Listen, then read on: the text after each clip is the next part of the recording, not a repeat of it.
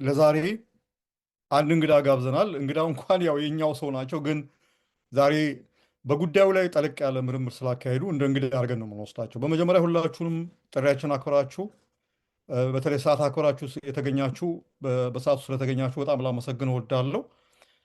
እ፣ እኔ ፕሮግራሙን የማስተባበረው መስፍን አማን ነኝ።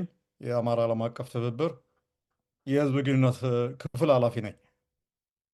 በመቀጠል የቅድም እንዳልኳቸው የዛሬው ርዕስ የልሂቃን ሚና በኢትዮጵያ ፖለቲካና ማህበረሰብ ውስጥ የሚል ነው።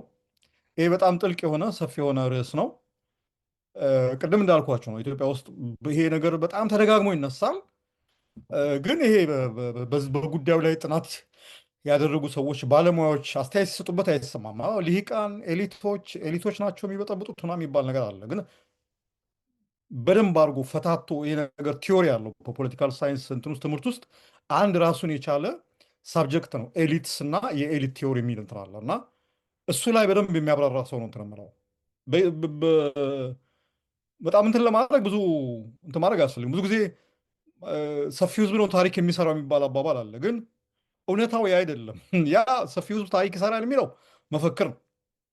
በተግባር በየትኛውም ዓለም ነው በነገራችን ላይ ሪያሊስት ሆነን ስናየው በየትኛውም ዓለም ላይ ፖለቲካውን የሚቀይሩት ፖለቲካውን የሚዘውሩት የተወሰኑ ተጽዕኖ ፈጣሪ ልሂቃን የሚባሉት ሰዎች ናቸው። ኤሊትስ፣ ልሂቃን፣ ህሩያን ይላቸዋል አማርኛው።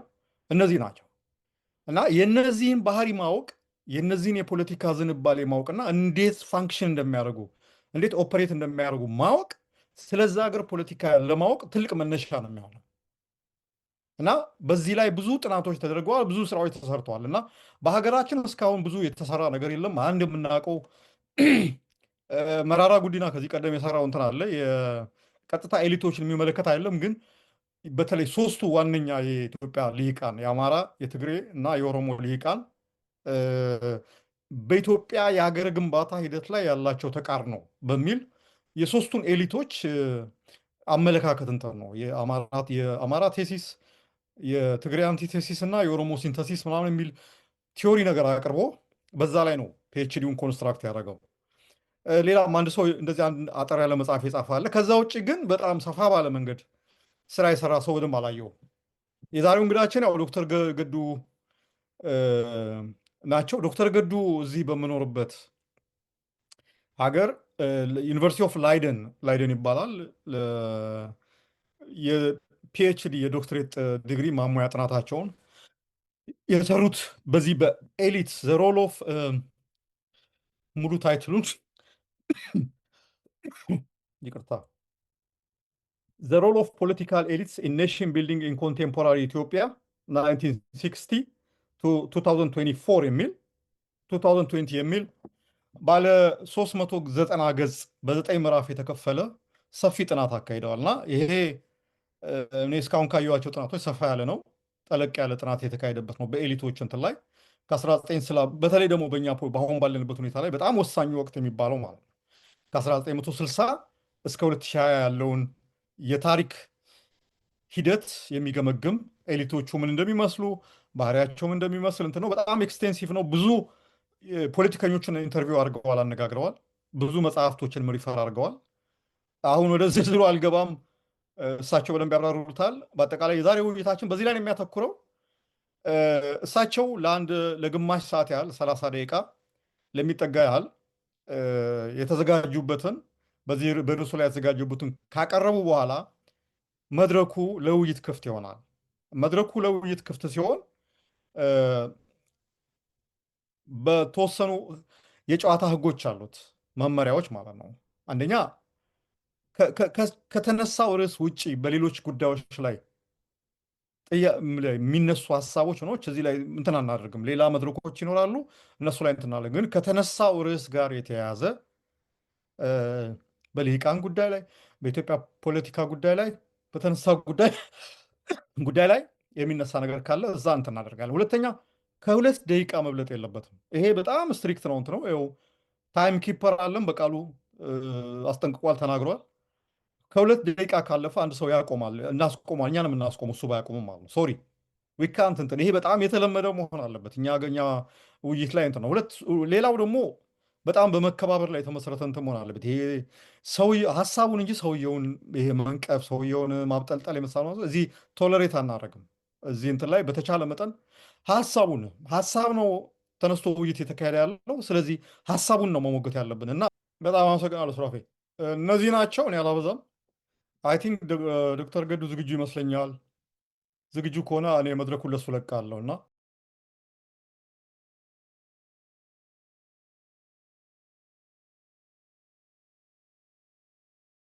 በጣም አመሰግናለሁ።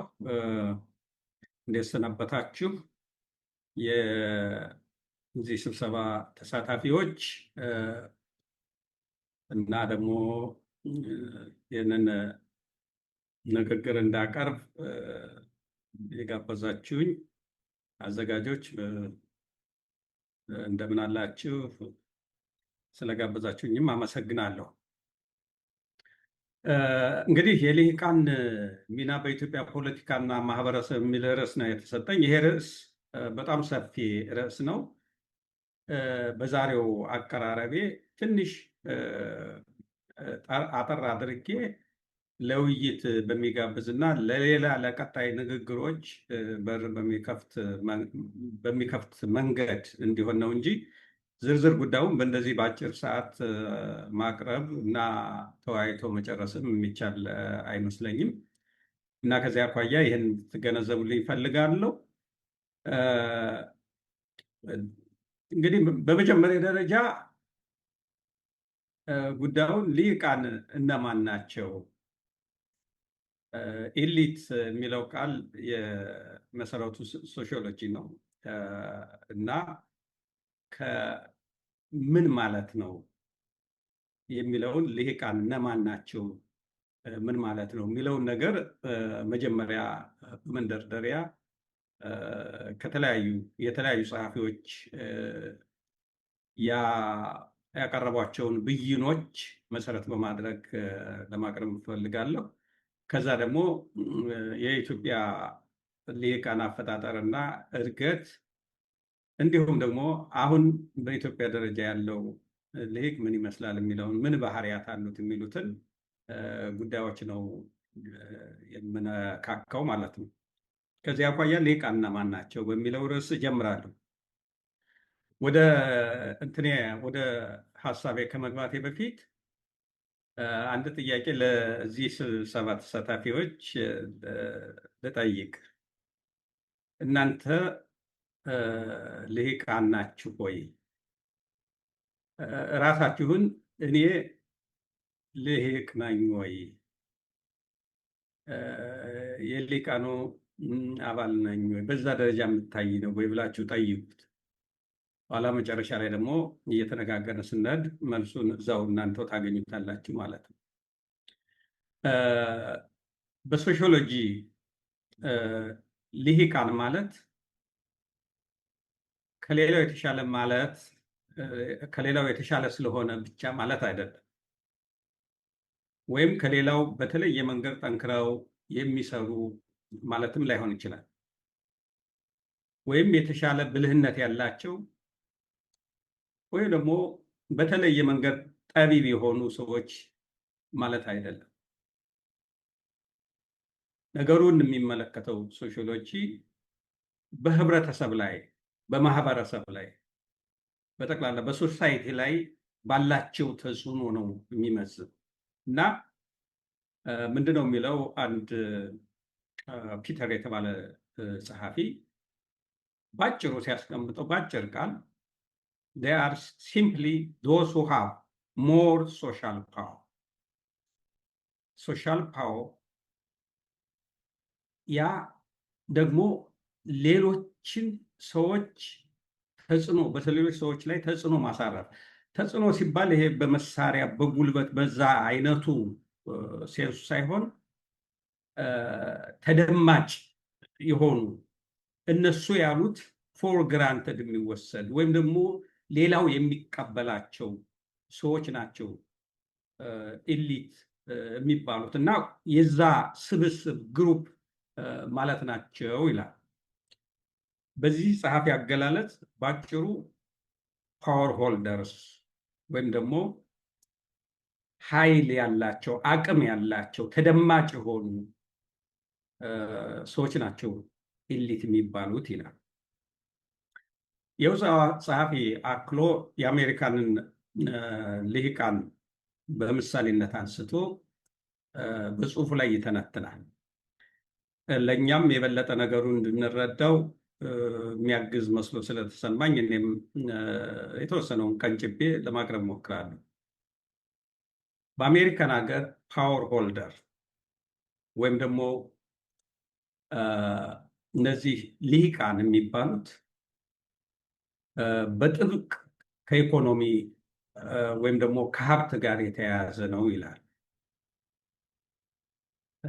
በእኛ ሀገር አባባል ቀጥተኛ በሆነ መንገድ ብንገለብጠው ገንዘብ ካለ በሰማይ መንገድ አለ የሚለውን አባባል የሚያሳይ ይመስላል። በአሜሪካን ልሂቃንን በሀብታቸው መጠን የመለየት ሁኔታ የተለመደ ነው። አሪው እንደ ቶፕ 10%፣ 1%፣ 20% የሚል የተለመደ አባባል አለ እና የአሜሪካ ፖለቲካ የሚሽከረከረው በዋናነት በኢኮኖሚ በዳበረው ልሂቅ ነው ማለት ይቻላል። ይህም የራሱ የሆነ ታሪካዊ ዳራ አለው። በሰሜን ከበርቴዎችና ወይም ካፒታሊስቶች ወይም ነጋዴዎችና ከደቡብ የባሪያ አሳዳሪዎች ጋር ባደረጉት ጦርነት የሰሜን ካፒታሊስቶች በወቅቱ ተራማጅ የሚባሉት በአሸናፊነት የተደመደመው ጦርነት ያንን ጦርነት ተከትሎ ደግሞ ለካፒታሊስቶቹ የሚመች የጨዋታ ሕግና ስርዓት እንዲፈጠር እና እየዳበረ እንዲሄድ በመደረጉ አሜሪካንን የሚያሽከረክሯት የአሜሪካ ፖለቲካ የሚሽከረክረው በሀገሪቱ ባለጸጋዎች ወይም ደግሞ የኢኮኖሚ ልህቃን ተጽዕኖ ነው ማለት ይቻላል። ቀጥተኛ የሆነ ተጽዕኖ ያሳርፋሉ። የአሜሪካ ከበርቴዎች የሚግባቡበት በአጠቃላይ የአሜሪካን ድሪም የሚባል አሜሪካን ትልቅ የማድረግ አሜሪካ በዓለም ላይ ልዕለ ሀያል ሀገር እንድትሆን ያላቸውን ድሪም ሁሉም የሚጋሩት ናቸው ማለት ይቻላል። በኮርፖሬሽኖቻቸው አማካኝነት ይህንን ድሪም ተግባራዊ ለማድረግ የሚሰሩ ናቸው። የአሜሪካ ሀብታሞች ወደ ስልጣን ለሚወጡ ፖለቲከኞች ስፖንሰሮች ናቸው። በምትኩ ደግሞ ወደ ስልጣን የሚወጡት ፖለቲከኞች በስልጣን በሚቆዩበት ጊዜ ለእነዚህ ባለሀብቶች ኢንተረስት ተገዢ የሆነ ስርዓት አጠቃላይ የመጫወቻ ህጉ እንዳለ ሆኖ ነገር ግን ከዛ ተጠቃሚ የሚሆንበትን ሁኔታ የመፍጠርም ሁኔታ ነው። የአሜሪካ ባለሀብቶች ወደ ስልጣን የሚወጣውንም የሚወስኑ ናቸው። ተጽዕኖ ማሳረፍ የሚችሉ ናቸው። እያንዳንዱ ወደ ስልጣን መውጣት የሚፈልግ ኃይል ዞሮ ዞሮ የባለሀብቶቹ ሰፖርት ያስፈልገዋል ማለት። በባለሀብቶቹ መካከል የተለያየ ውድድር ቢኖርም እንኳን ግን አንድ የሚስማሙበት የጋራ የሆነ ሀገራዊ ሆነ የመጫወቻ ህግ አላቸው። ስልጣን የሚያዘው በምርጫ ነው። ስለዚህ እነሱ የሚፈልጉትን ወደ ስልጣን ለማውጣት የገንዘብ ኃይላቸውን ይጠቀማሉ ማለት። ሌላ የአሜሪካ ባለሀብቶች ስፖንሰሮች ናቸው። ለሚዲያዎች ማስታወቂያ የሚያስነግሩ ናቸው። እነዚህ ጂያንት የሆኑት የሚዲያ አውታሮች በባለሀብቶቹ አንዳንዶቹ የኮርፖሬሽኑ ባለቤቶች የሚዲያዎች ባለቤቶች ሊሆኑ ይችላሉ። አንዳንዶቹ ደግሞ የሚበዙት ስፖንሰሮች ናቸው። የአሜሪካ ሚዲያዎች ወይም ዓለም አቀፍ ትልልቆቹ ሚዲያዎች የነዚህን ባለሀብቶች ኢንተረስት በሚጋፋ መንገድ መንቀሳቀስ ከጀመሩ ህልውናቸው አይኖርም። ሌላ ነገር ላይ ያደርጓቸው ይችላሉ። ገንዘብ መስጠታቸውን ያቆማሉ። የአሜሪካ ባለሀብቶች በጎ አድራጊዎች ናቸው። ብዙ ኤንዶውመንትስ ያሏቸው ናቸው። የበጎ አድራጎት ስራ የሚሰራ ድርጅት ዓለም አቀፍ ድርጅት ይሁን ሎካል በተለያየ መንገድ የሚንቀሳቀስ የእነዚህ ባለሀብቶች ደጅ ጠኝ ነው ማለት። ስለዚህ እነሱ ከሚፈልጉት ውጭ ከሄደ ማንም ሊሰጠው አይችልም። ለእነዚህ ባለሀብቶች ተገዢ ነው ማለት። የአሜሪካ ባለሀብቶች ኮንትራት ሰጪዎች ናቸው። ከፍተኛ የስራ ዕድል የሚፈጥሩ ኮንትራቶችን በራሳቸው ብቻ አይደለም የሚሰሩት፣ በተለያየ ሰብ ኮንትራት አድርገው ነው የሚሰሩት። ስለዚህ ከነዚህ ባለሀብቶች ኮንትራት የሚፈልግ ሁሉ ለነዚህ ልሂቃን ወይም ባለሀብቶች ተገዢ መሆን አለበት። ከነሱ ደጅ የሚጠና መሆን አለበት። ከነሱ ጋር እነሱ የሚሉትን መቀበል አለበት፣ ያለዚያ አያገኝም ማለት ነው። የአሜሪካ ባለሀብቶች አገር ውስጥ ብቻ ሳይሆን ድንበር ተሻጋሪዎች ናቸው። በዓለም ላይም ተጽዕኖ የሚያሳርፉ ናቸው። ስለዚህ ወደ ካፒታሊስቱ ወደዚህ ወደ ሀብታምነት ደረጃ ለመሸጋገር የሚፈልግም ሁሉ ከታች ያለው ሚድል ክላስ ያለውም ከነዚህ ጋር መተባበርን እንደ ትልቅ እድል ነው የሚቆጥረው ማለት። ስለዚህ በዚህ በቀጥታ የሚሆን በተዘዋዋሪ መንገድ የአሜሪካን ፖለቲካ የአሜሪካን ሶሳይቲ በከፍተኛ ሁኔታ ተጽዕኖ የሚያሳርፉ ናቸው ማለት ነው እና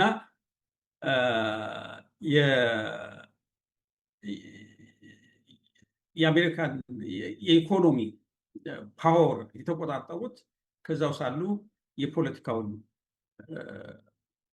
ኃይልም የመቆጣጠር ሁኔታ አላቸው። ተደማጭነታቸውም በጣም ከፍተኛ ነው። ለምሳሌ ኤለን መስክን ወስደን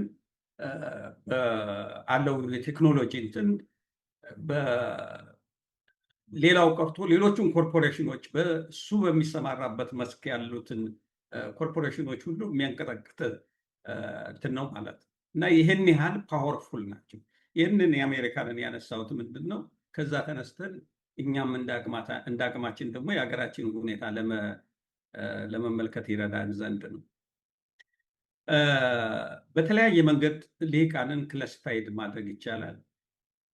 ፖለቲካ ኢሊት ወይም የፖለቲካ ልሂቃን፣ የኢንቴሌክቹዋል በእውቀት ላይ የተመሰረተ፣ የቢዝነስ ቅድም እንደገለጽኩት፣ የሚሊታሪ ወይም ደግሞ ትራዲሽናል የሃይማኖት መሪዎችን ወይም ደግሞ ባህላዊ መሪዎችን፣ ባህላዊ ልሂቃንን ልንመለከት እንችላለን።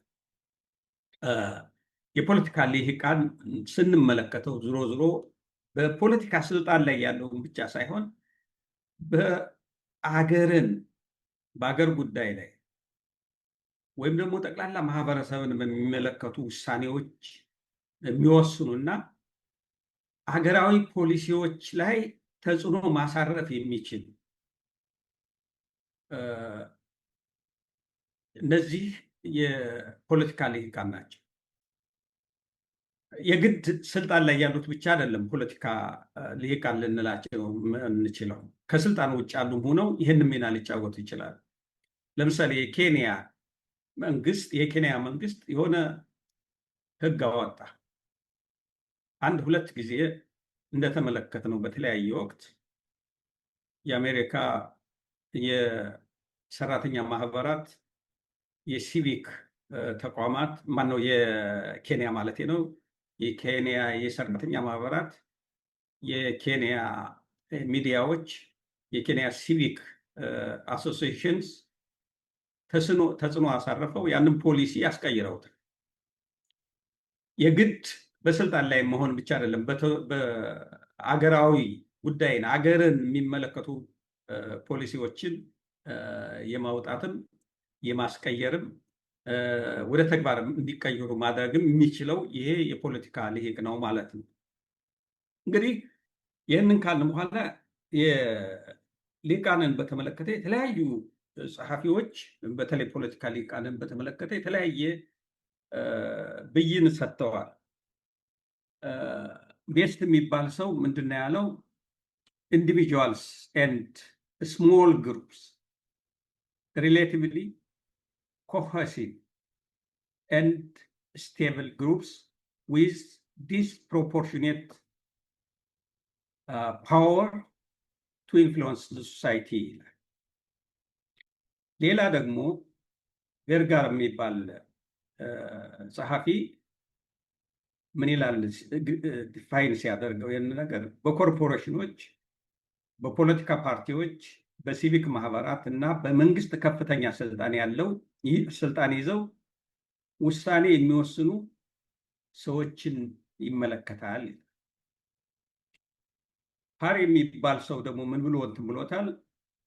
በቁጥራቸው ጥቂት የሆኑ ነገር ግን በማህበረሰቡ ልዩ የሆነ ተጽዕኖ የማሳደር አቅም ያላቸው ቡድኖች ናቸው። ታዋቂው አሜሪካዊ ሶሺዮሎጂስት ደግሞ ራይት ሚልስ ምን ብሎ ይገልጻቸዋል? በማህበረሰብ ላይ ከባድ ውጤት የሚያስከትሉ መሰረታዊ ውሳኔዎችን መወሰን የሚችሉ በማለት ልሂቃንን ይገልጻቸዋል። ካርል ማርክስ ደግሞ ገዢ መደብ ወይም ደግሞ ሩሊንግ ክላስ በማለት ይጠራቸዋል። ፓሬቶ ደግሞ የጣሊያን ኢኮኖሚስትም ሶሺዮሎጂስትም ነው፣ ገቨርኒንግ ኢሊትስ ብሎ ይጠራቸዋል። ፍሎይድ ሃንተር ደግሞ ምን ይላል? ቶፕ ሊደርስ፣ የሃይማኖት መሪዎች፣ የፖለቲካ ባለስልጣናትን፣ የሀገር መሪዎችን፣ የኮርፖሬሽን መሪዎችን፣ የኤንጂኦዎች መሪዎችን፣ የትልልቅ ሚዲያ ባለቤቶችና መሪዎችን በዚህ መልኩ ይገልጻቸዋል። ሬይማን የተባለ ደግሞ አንድ ጸሐፊ ምን ብሏቸዋል? ቬቶ ግሩፕስ ኢን ዘ ሶሳይቲ ይላቸዋል። በሶሳይቲ ውስጥ ያሉት ተፈጻሚ የሚሆን እነሱ ካሉት ውስጥ ውጭ ሌላ ማድረግ የማይቻል ይህን ያህል ከባድ ተጽዕኖ ያላቸው ናቸው በማለት የራሱን ብያኔ ሰጥቷቸዋል። እንግዲህ ብያኔውን ለእኛ በሚመች መንገድ ስናጠቃልለው ልሂቃን ማለት በቁጥራቸው ጥቂት የሆኑ ስብስቦች ወይም ቡድኖች ሲሆኑ ነገር ግን ባላቸው ሀብት፣ እውቀት፣ ስልጣን እና በሌሎች አቅሞቻቸው ላይ በመመስረት በማህበረሰብ ላይ ከፍተኛ ተጽዕኖ ማሳደር የሚችሉ ሰዎች ናቸው። ወይም በሌላ አገላለጽ ከቁጥራቸው ጋር የማይመጣጠን ሀብት፣ ተጠቃሚነት ወይም ፕሪቪሌጅ፣ ፖለቲካዊ ስልጣን ወይም በማህበረሰብ ወይም በድርጅት ውስጥ የተለየ እውቀትና ክህሎት ያላቸው ቡድኖችንም በዚሁ መልኩ ሊያካትት ይችላል።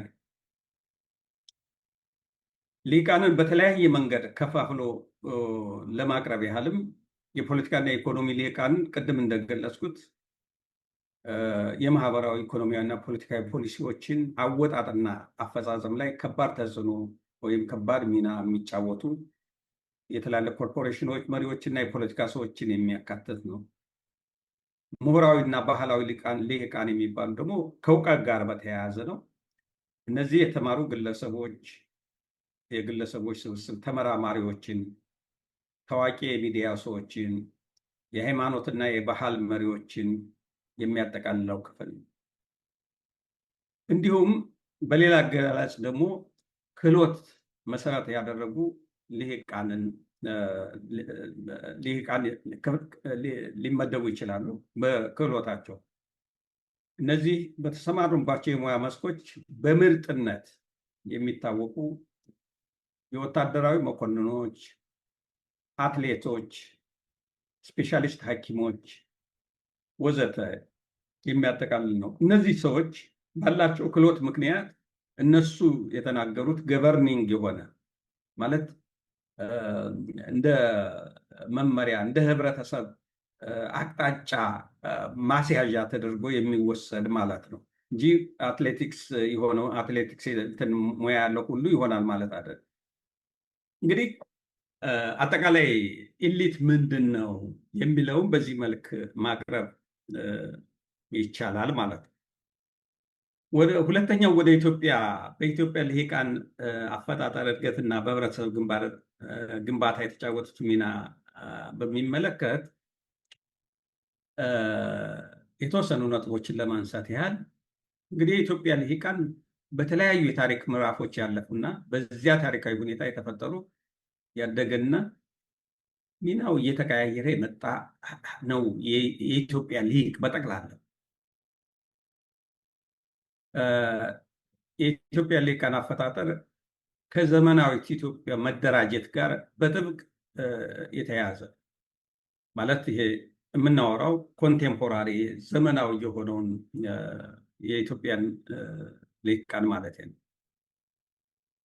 እንዲሁም የተማከለ የመንግስት አስተዳደርን ተከትሎ የልሂቃኑን አይነትና መጠን ከብዝሃነት ጋር ተሳስሮ ህብረ ብሔራዊ እየሆነ የሄደበት ሁኔታም አለ። ይሄ በዘመናዊት ኢትዮጵያን በአፄ ምኒልክ የተማከለና ዘመናዊ አስተዳደር በኢትዮጵያ ተግባራዊ ለማድረግ ሲሉ ወደ ደቡብና ደቡብ ምዕራብ የሚገኙትን የሀገሪቱን ክፍሎች ወደዚህኛው ወደ ማዕከላዊ መንግስቱ ባጠቃለሉበት ጊዜ ከደቡብና ከደቡብ ምዕራብ ቀደም ሲል ከነበረው ከሰሜን ከተወጣጣው መሳፍንትና መኳንንት እና ንጉሳዊ ቤተሰብ በተጨማሪ አዳዲስ ከየብሔረሰቡ የተውጣጡ ልሂቃንን የጨመሩበትና በኢትዮጵያ የልሂቃን እድገት ላይ ከፍተኛ ሚና እንደተጫወቱ ታሪክ ይነግረናል። በሌቪን አገላለጽ በ1974 ጻፈው መጽሐፉ ላይ ምን ይላል? ኢትዮጵያ በነበራት ልዩ የሆነ ውስጣዊ መዋቅራዊና ማህበራዊ ትስስር ምክንያት ባህልና ልምዳቸውን ጠብቀው ከኖሩት ከጥቂት የአፍሪካ ሀገሮች መካከል አንዷ ኢትዮጵያ ናት ይልና በዚህ በሌቪን አገላለጽ መሰረት ኢትዮጵያ በነበራት ባህላዊ፣ ሃይማኖታዊ፣ ተቋማዊ ወዘተ በመጠቀም ቅድም የገለጽኩትን ታሪኳን፣ ባህሏን፣ ትራዲሽኑን፣ ልምዷን ጠብቃ መኖር የቻለች አገር ለመሆን የበቃች ድንቅ ሀገር መሆኗን ያሰምርበትና ለዚህም እንደ ምክንያት የሚያስቀምጣቸው በኢትዮጵያ ውስጥ ከባድ ተጽዕኖ ማሳረፍ የሚችሉ ትልልቆቹ ማህበረሰቦች የሚጋሯቸውና አንዱ ከሌላው የሚወስደው ስለነበረ መስተጋብር ስለነበራቸው ነው ይላል። ይህንንም ሁሉን የሚወስን ፈጣሪ መኖሩን ምናልባት ፊት በዚህ የማያምኑ ከነበሩ ኋላ እንዲያምኑ መደረጉ፣ የተለያዩ እምነቶች መኖራቸውና ተቻችለው በሀገራቸው ላይ በሰላም መኖራቸው፣ ይሄም ተቻችሎ ለተወሰነ ጊዜ የቆየ ሳይሆን ለዘለቄታው እስካሁን ድረስ የዘለቀ ባህል ያላቸው በመሆኑ የአመጋገብ ባህል ብዙ ሰጥቶ መቀበል ያለበት ነው ይላል ሌቪን። የሰሜኖች ዶሮ ወጥ፣ የጉራጌዎች ክትፎ፣ የኦሮሞዎች ቆጮ ማነው ጭኮ፣ እንዲህ እያለ የተለያየ እንትን በኢትዮጵያ የምግብ ሜኑ ውስጥ የኢትዮጵያ ህብረተሰብ ባህላዊ ውርርስ ያለበት ነው። ይሄም ደግሞ ሀገሪቱ ሉዓላዊነቷን አስከብራ እንድትኖር ያደረጋት ነው። ማህበራዊና ባህላዊ አደረጃጀቱ መኖራቸው፣ አንዱ የሌላው ቋንቋ መናገር ወይም መወራረስ መቻሉ ብሎ ይህንን እንደ ትልቅ ጸጋ አድርጎ የኢትዮጵያ ልሂቃኖች ከዚህ ነው ይህንን እንደ ባህል እንደ ትልቅ ነገር ወስዶ ከዚህ ምንጭ ነው የተቀዱት ብሎ በዚህ መልኩ ያስቀምጠዋል። እንደ ተሻለ ጥበቡ አገላለጽ ደግሞ የኢትዮጵያ ማህበራዊና ባህላዊ ግንባታ አማርኛ ቋንቋን መጠቀም መቻሉ ለዘመናዊት ኢትዮጵያ ግንባታ የጎላ አስተዋጽኦ አድርጓል ባይ ነው። ምንድነው የተሻለ ጥበቡ አርጉሜንት? ኢትዮጵያ የብዙ ባህልና ቋንቋ ሀገር ብትሆንም እነዚህ ብዝሃነት ያላቸው ህዝቦች ለክፍለ ዘመናት አብረው የኖሩ በመሆናቸው ከሌሎች የአፍሪካ ሀገሮች በተለየ ሁኔታ ሞዛይክ የሆነ ባህል፣ ቋንቋ፣ ፖለቲካዊ አደረጃጀት ፈጥረው ኑረዋል ይለናል። እንግዲህ ይሄ የኢትዮጵያን በልሂቃን አፈጣጠር ከህብረተሰቡ ከጠቅላላ የኢትዮጵያ ማህበረሰብ መስተጋብር አንጻር የሚመለከቱት ናቸው። ከዚህ ደግሞ ለየት ባለ መንገድ ይህንን በተወሰነ ደረጃ ለየት ብለው የሚቀርቡ ሌሎች ጸሐፊዎች አሉ። አንደኛው ጆን ማርካኪስ ናቸው። እሳቸው የሚሉት ምንድን ነው? በእሳቸው በ2011 ዘ ቱ ፍሮንታይርስ በሚለው መጽሐፋቸው የኢትዮጵያ ህዝቦች በአንድ ሀገር ቢኖሩ በየጊዜው በሚፈጠሩ ግጭቶች ምክንያት በተገቢው ሁኔታ ሳይዋሃዱ በመኖራቸው አሁን ላለው የልሂቃን የተራራቀ ፖለቲካዊ አቋም መፈጠር ዋነኛ ምክንያት ነው በሚል ያስቀምጡና የነበረው ግንኙነት ከሞላ ጎደል የሰሜኖች ልሂቃን የስልጣን የበላይነት ይዞ በመቆየቱ ሌሎች ወደ ዳርቻ የተተው በመሆኑ ፖላራይዜሽን እንዲፈጠር አድርጎ ቆይቷል ይላሉ። በተመሳሳይ መረራ ጉዲና በ2003 ጽሑፋቸው ከላይ የተገለጸውን የጆን ማርካኪስ ሀሳብ በሚያጠናክር መልኩ አስቀምጠዋል። በመረራ አገላለጽ መሰረት የኢትዮጵያ ልሂቃን ልዩነት የሚጀምረው ከኢትዮጵያ ሀገረ መንግስት ግንባታ በተለይም ደግሞ በአፄ ምኒልክ ከተጀመረበት ከ19ኛው ክፍለ ዘመን ጀምሮ ነው በሚሉትና የለም የኢትዮጵያ ሀገረ መንግስት ግንባታ ከዛ በፊት ነው በሚሉት መካከል አለመግባባቶች በመፈጠሩ ምክንያት የኢትዮጵያ ልሂቃን እስካሁን ድረስ ሀሳባቸው ፖላራይዝድ እንደሆነ ነው ይላል። እንግዲህ ከላይ የተገለጹት ልዩነት ቢኖሩም በኢትዮጵያ ለዘመናዊ ልሂቃን መፈጠር መሰረት የጣሉ አንድ 5 የሚደርሱ ከሞላ ጎደል ብዙዎቹ የሚስማሙባቸው ታሪካዊ ሁኔታዎች ይቀርባሉ።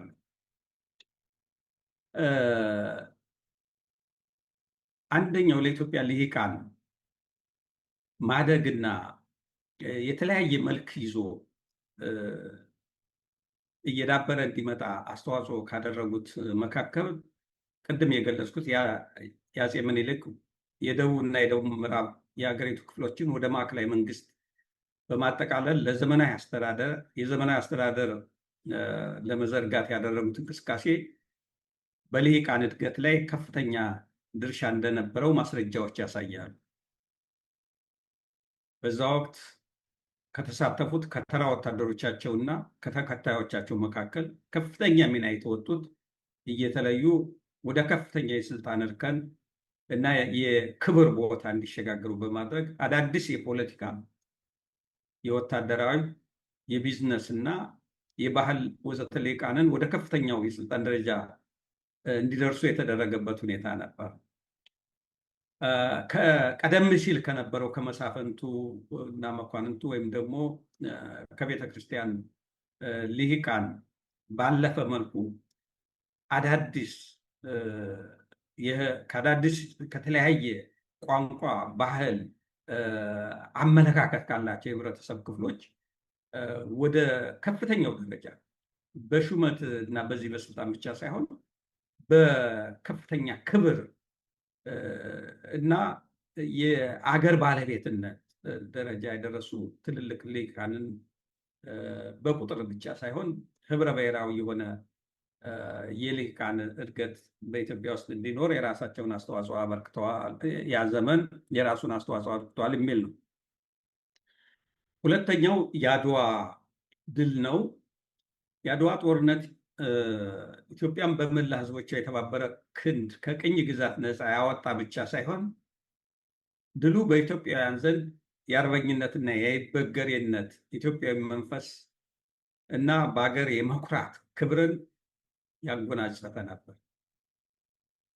እንግዲህ በዚህ የተሳተፉ አርበኞች የሀገር ባለቤትነት እና በማህበረሰቡ ዘንድ ተደማጭነት ያጎናጸፋቸው በመሆኑ ለልሂቃን እድገት የራሱን ጉልህ ሚና እንደተጫወተ ይነገራል።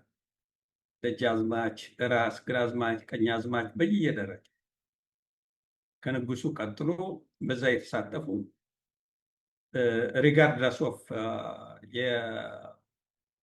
የማህበረሰባዊ ወይም ደግሞ ቤተሰባዊ ባክግራውንድ በዛ አገራቸው በመጣባት አደጋ የቅኝ ግዛት አደጋ ተከላክለው በጀግንነት የተወጡ ኢትዮጵያውያን ከተራው ማህበረሰብ የሚወጡ ቢሆንም ወደ ከፍተኛ የክብር ደረጃ በሀገር ላይ የመወሰን አቅም እንዲጎናጸፉ እድሉን የሰጠ ነበር እና በኢትዮጵያውያንም ስሜት ለብዙ ጊዜ ኢትዮጵያን እያንገዳገደ እንዲያቆያት ያደረገውም የሀገር ፍቅር ስሜት እንዲፈጠር የበኩሉን አስተዋጽኦ አበርክቷል የሚል ነው። አቶ ገዱ የተፈጠረው የመጀመሪያው 30 ደቂቃ ስላለቀ ከሎራ ፓፕ አድርገው ይጠቅልሉልን። ሶስተኛው ዘመናዊ ትምህርት መከፈትን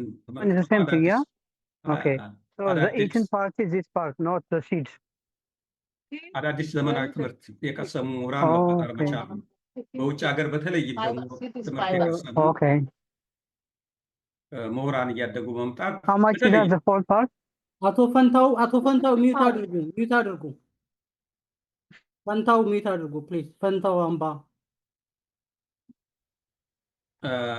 እንግዲህ የዘመናዊ ትምህርት መከፈት በተለይም በአፄ ምኒልክ መጨረሻዎቹ ዘመናት ትምህርት መከፈት ጀመረ። ኋላም እየተስፋፋ ሄደ። በተለይም ደግሞ ወደ ውጭ ልኮ ማስተማር እያደገ ሲሄድ እነዚህ በውጭ ሀገር የተማሩ ሰዎች የወደፊት አስተዳዳሪዎች፣ የቢሮ ሰራተኞች እና የአገር ጠባቂ መኮንኖች፣ ወታደሮች የነበሩ ናቸው እና በተለይም ደግሞ ለለውጥ ለንጉሳዊ ስርዓቱ በጣም ታማኝ የሆኑ ነገር ግን ለውጥ እንዲመጣ ከፍተኛ ፍላጎት ያላቸው እነዚህ ጃፓናይዘር እየተባሉ በተለምዶ የሚጠሩት ማለትም እነ ገብረ ሕይወት ባይከዳኝን የመሰሉት በዛ ዘመን የተፈጠሩትን ነው ይሄኛው ለማንሳት የሚሞክረው። ሌላኛው አራተኛው የጣሊያን ወረራ የፈጠረው ሁኔታ ነው። ጣሊያን በቆየባቸው 5 ዓመታት የንጉሳዊ አስተዳደሩን ውድቅ በማድረግ ከተራው የህብረተሰብ ክፍሎች አዳዲስ ሰዎችን ወደ ስልጣን ማማ እንዲወጡና በተለመደው የአስተዳደር ስርዓት ላይ እንዲነሱ ያደርግ ነበር። በሃይማኖት፣ በብሔረሰብ ማንነት፣ በመደብ ወዘተ ልዩነት በማተኮር በዘውዳዊ አገዛዝ ላይ አማጺ ኃይል ለመፍጠር ተንቀሳቅሶ እስካሁን ድረስ ላለው የልሂቃን አለመግባባት መሰረቱ የጣለበት ጊዜ ነበር። ይህም እንዳንድ በልሂቃን ውስጥ እድገት ውስጥ የሚጠቀስ ነው። አምስተኛው የከፍተኛ ትምህርትና ወታደራዊ ማሰልጠኛ ተቋማት መከፈት ነው። ለምዕተ ዓመታት የኖረውን ባህላዊ የልሂቃን አደረጃጀት ከፍተኛ የቀየረና መሰረታዊ ለውጥ ያመጣ ሁኔታ ፈጠረ። እነዚህ ከፍተኛ ትምህርት ተቋማት በወታደራዊ በሲቪሉም በመፍጠራቸው እንደ አዲስ አበባ ዩኒቨርሲቲ፣ እንደ ሐረር የጦር አካዳሚ የመሳሰሉት በልሂቃን መፍጠር ትልቅ ሚና የነበረ ናቸው። እንግዲህ ይህ ሁኔታ የኢትዮጵያን ፖለቲካ ትራጀክተሪ ከስረ መሰረቱ የቀየረ ብቻ ሳይሆን አሁን ያለውን ፖለቲካዊ ሁኔታ የፈጠረ ነበር ማለት ይቻላል። በተለይ በ1960ዎቹ የተፈጠረው ሁኔታ እነዚህ ታሪካዊ ሁኔታዎች የፈጠሯቸው ኢሊት ምን ይመስላሉ? ተፈጥሮ ልሂቃኑ ምን አይነት ሁኔታ ነበረ? እንዴት አይነት ሁኔታ ፈጠረ የሚለውን በተወሰነ ደረጃ ተፈጥሯቸውን መግለጽ ይፈልጋል። አንደኛ ጸረ ቅኝ ግዛት፣ ጸረ ቅኝ አገዛዝ ተጋድሎ በአድዋም ሆነ በ5 ዓመቱ ላይ በዚህ ላይ በንቃት የተሳተፉት ይሄ ሁኔታ የፈጠረው ልሂቅ የኢትዮጵያ ብሔርተኞችንና የአርበኝነት ስሜት የተላበሱ ልሂቃንን ፈጥሯል። የመሳፍንቱና የመኳንንቱ ተደማጭነትና የሀገር ባለቤትነት መንፈስ አሳድጓል። የሀገር ፍቅር ስሜትና አይነኬነትን ያዳበረ ነበር። ለምንም አይነት የማሻሻያ ሀሳብ ወይም ደግሞ ለውጥ ፍላጎት የሌለበት የለውጥ ሀሳብ ሲነሳም የማይቀበል ወግ አጥባቂነትንም ያጠናከረ ነበር። ለለውጥ ፈላጊ ተራማጅና አገር ወዳድ ምሁራን ቦታ የማይሰጥ ሁኔታን የፈጠረ ነበር። ኋላ በጉልበት ወደ ሌላ ነገር እንዲሄድ ለቀጣዮቹ ክስተቶች የራሱን አስተዋጽኦ አበርክቷል። ሁለተኛው ከላይ የገለጽነው ሁኔታ የትምህርትም የአርበኝነቱም ሌሎችም ሁኔታ የግራ ዘመም ስር ነቀል ለውጥ አቀንቃይ ልሂቃን እንዲፈጠሩ አድርጓል። ይሄ በተማሪዎች እንቅስቃሴ የተፈጠረው ኋላ በፓርቲ መልክ በኢህአፓ በመኢሶን የመሳሰሉት የተፈጠረው ለውጥ ግራ ዘመም ነው። ነገር ግን የስር ነቀል ለውጥ አቀንቃይ ነበር። ኦፍኮርስ ኢትዮጵያኒስት ነው። ይህን ሁኔታ ፈጠረ። ሶስተኛው ደግሞ ግራ ዘመም በተመሳሳይ እዛው ተማሪዎች እንቅስቃሴ የተፈጠረው ነገር ግን በብሔር ጉዳይ ላይ የተመሰረተ ኃይለኛ ብሔርተኝነትንም የፈጠረበት ሁኔታ። እነዚህ ሁኔታዎች ታሪካዊ ዳራው እንግዲህ ንጉሱ ከተቀየሩ በኋላ የደርግ ከዛም የኢህአዴግ የየራሳቸው ኢሊቶች ሲሉ በመሰረቱ የኢትዮጵያ ልሂቅ አንዱ መገለጫ ከአንዱ ወደ አንዱ ሽግግር እየተወራረሰ እየተተካካ ሳይሆን አንዱን አፍርሶ ሌላውን የሚልበት ሁኔታ እየፈጠረ መጣ። አሁን የሚታየው የኢትዮጵያ ልሂቅ ባህሪን ስንመለከተው ከዚህ ተነስተን የመጀመሪያው ባህሪ በስልጣን ላይ ላለው አገዛዝ እንደፈለገ እንዲያደርገው ማደር ነው ማለት።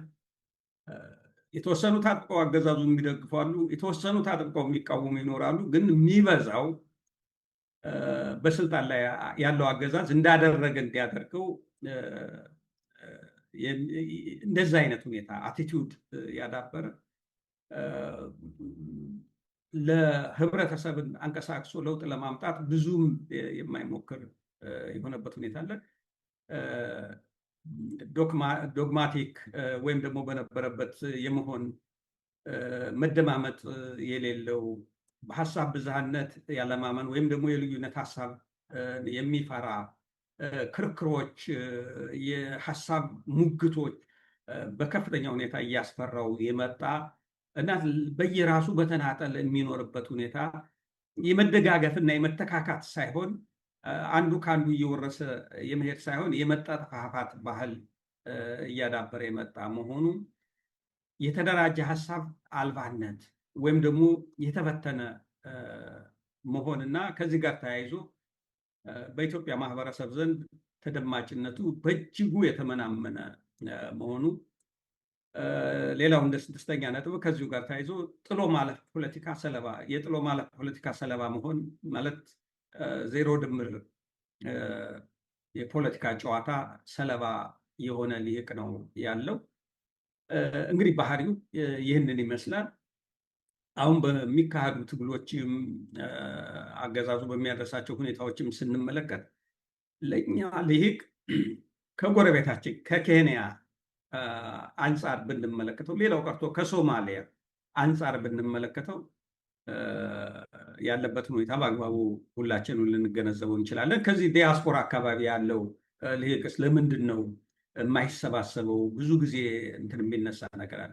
በየትኛው ኢንተርስት ዙሪያ የተደራጀ አግሪጌት የሆነ ፍላጎት አለው? ዝሮ ዝሮ ከፍላጎት ወይም ለጥቅም ነው ወይም ደግሞ ለቫሊዩ ለሚያምንበት እሴት ነው ሰው ሊደራጅ የሚችለው እና ከዚህ አኳያ እነዚህ በሌሉበት ሁኔታ እንዴት ሊደራጅ ይችላል የሚለው ጥያቄም አብሮ መታየት ያለበት ይመስለኛል። እንደው ባጭሩ ለመጠቆም ያህል በኢትዮጵያ ውስጥ እንደ መፍትሄ ማለት ነው በመሰረታዊ የጥቅም ፍላጎት ዙሪያ በተደራጀ ህዝብ ሀሳብ ዙሪያ ቀጣይነት ያለው ድርድር በማካሄድ ፍትሐዊ የሆነ የመጫወቻ ህግና ስርዓት ካልተዘረጋ በስተቀር አገራችንም አሁን ካለችበት ሁኔታ አትወጣም።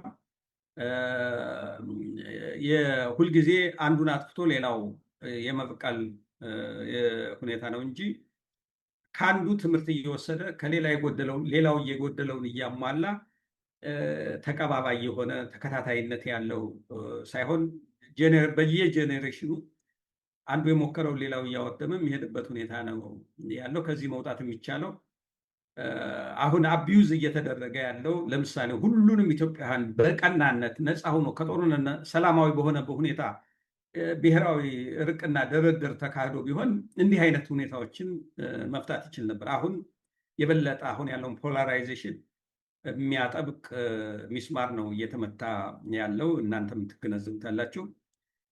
ይህንን ማለት ነው የምችለው። ጊዜ ጨምሬያለሁ። አመሰግናለሁ።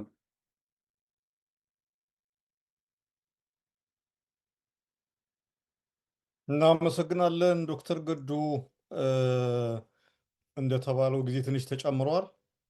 ብዙ ነገር አላብራራም። ያው እንደሰማችሁ ዶክተር ገዱ ከመነሻው ጀምሮ ኤሊት የሚለውን ነገር ዲፋይን በማድረግ ከመተርጎም ጀምሮ ደግሞ መሰረታዊ በኤሊት ዙሪያ ያሉ የሚነሱ ንድፈ ሀሳቦች አሉ።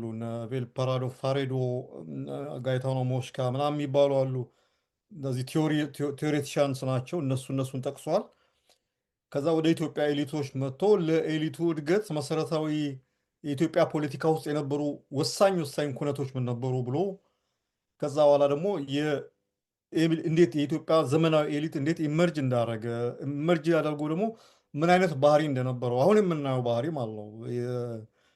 እኔ ብቻ ልጠቅልለው ማለት መደማመጥ መጥፋት፣ ጥሎ ማለፍ የመሳሰሉት ነገሮች የሚታዩበት ነውና እነዚህን ነገሮች መፍታት ካልቻልን የኢትዮጵያን ችግር በአጠቃላይ ሀገራችንን የአፍሪካ ቀንድንም ችግር አንፈታም ወደሚል ድምዳሜ የሚወስድ ንግግር ነው ያደረገው። እኔ ጊዜ አልወስድም። ከዚህ በኋላ ጥያቄ አስተያየት ያላችሁ ሰዎች ቅድም እንዳልነው በ2 ደቂቃ ምንም ሌላ ዊዶኒድ እንትን ተጨማሪ እንትን ውስጥ ሳይገባ ጥያቄውን ፖይንቱን ነጥቡን ብቻ ነክታችሁ ጥያቄ ወይም አስተያየት ካለ አስተያየታችሁ ሰጥታችሁ እንትን እንድትሉ ነው። በመከባበር ርዕሱ ላይ ትኩረት ያደረገ እና ደግሞ ሞር ለውይይት የሚጋብዝ እንዲሆን እናደርጋለን እና ጥያቄ መጠየቅ ይቻላል። በቃሉ እጅ አውጥተሃል? አዎ አውጥቻለሁ። የመጀመሪያ ጥያቄ ለመውሰድ። እሺ ዶክተር ገዱ እጅግ በጣም እናመሰግናለን። ጊዜ ወስደ በጣም ጠለቅ ያለ ጽሑፍ ስላቀረብክልን። እኔ 2 ጥያቄዎች ናቸው። አንደኛው ሊቃሃን የሚለው ቃል መስፍን የዚህ ላይ አንተም ትገባበታለህ። ቃሉን ስርወ ቃሉ አመጣጡ ሊቃውንት ከሚለው የሚመጣና የሃይምሮ ክህሎትን የእውቀትን የሚለካ ሊቃሃን ነው።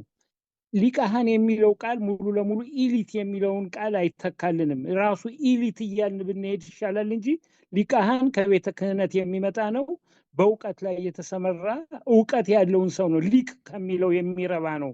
ስርወ ግሱ ሊቅ ነው፣ ከዛ የመጣ ነው እና ሊቃሃንና ኤሊት በአማርኛ ትርጓሜ እኩል አይደለም። ይሄ እንዴት ታዩታለን? ሁለተኛው የኢኮኖሚ ኢሊት በኢኮኖሚ ኢንፍሉዌንስ የሚያደርጉ ሰርተው ምን ብለው የሚወጡ ነው። በእኛ ሀገር ዙሪያ ግን ከባንክ ብድር ይወስዱና የፖለቲካ አመለካከት ያላቸውን ሰው ብር ተሰጧቸው ሀብታም እንዲሆኑ ይደረጉና እነሱ ኢኮኖሚውን ተቆጣጥረው ወደ ኢኮኖሚ ኢሊትነት ይቀየራሉ።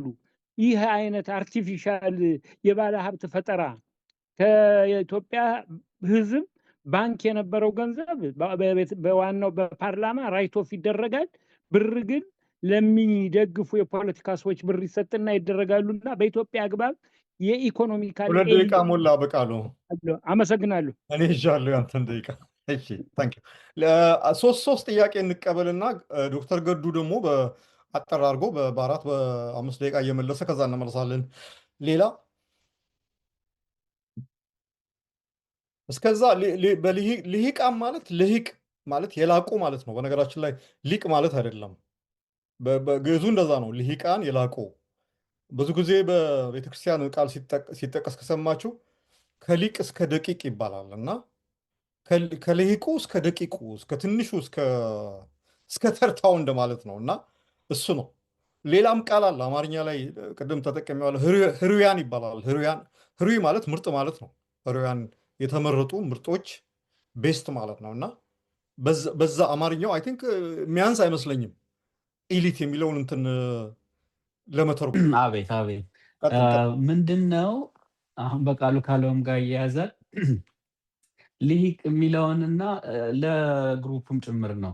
ልሂቅ የሚለውንና አክቲቪስት የሚለውንም እንዳንቀላቅለው ብዬ ሰጋለሁ።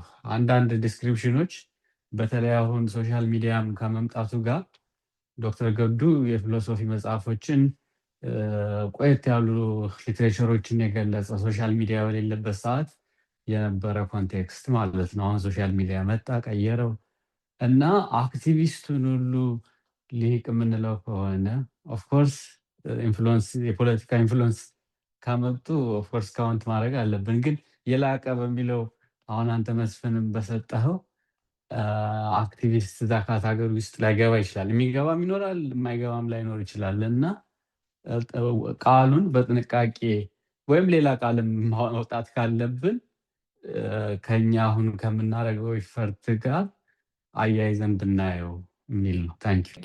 ምናልባት ኤሊት የሚለውን ኢንቴሌክቹዋል እና ኢንቴሊጀንሺያ ከሚለው ጋር በአማርኛ ምን ግንኙነትና ልዩነት እንዳለው መጠኑ ቢያብራሩበት ደስ ይለኛል። ሁለተኛው ጥያቄ የአማራ ኢንቴሌክቹዋልን በተመለከተ ወይም ኤሊት ሊቃን አይዶን የትኛውን ቃል እንደምንጠቀም በተለያየ የኢትዮጵያ ክፍል ተበትኖ ከአድዋም በፊት ከአድዋም በኋላ በትምህርት ቢሆን በጦር ሰራዊት አገልግሎት የነበራቸውን ውስብስብ አመለካከትና አሁን ኢትዮጵያ ለደረሰችበት ሁኔታ ለማቀናጀት ምን ያህል ችግር እንደፈጠረ ለምሳሌ ቀብሪ ዳህር ወይም ደግሞ ሲዳሞ ወይም ኢሉባቡር አካባቢ የተማረው ኢንቴሌክቹዋል ሰሜን ከተማረው ጋር ያለውን ልዩነት፣ አንድነት ያላቸውን አመለካከትና ምን ያህልስ ግንዛቤ ያለ? ምክንያቱም ይህን የምጠይቀው መሰረት ያደረገው ምንድን ነው የአማራ ማህበረሰብ ጂኦግራፊካሊ እጅግ በጣም የተበተነና የተሳተፈ ነው ኢትዮጵያ ውስጥ በኢትዮጵያ ውስጥ በ13ቱም ክፍለ ሀገሮች እና ያንን ግምት ውስጥ አስገብተው ይመልሱልን። እግዚአብሔር ይስጥልኝ።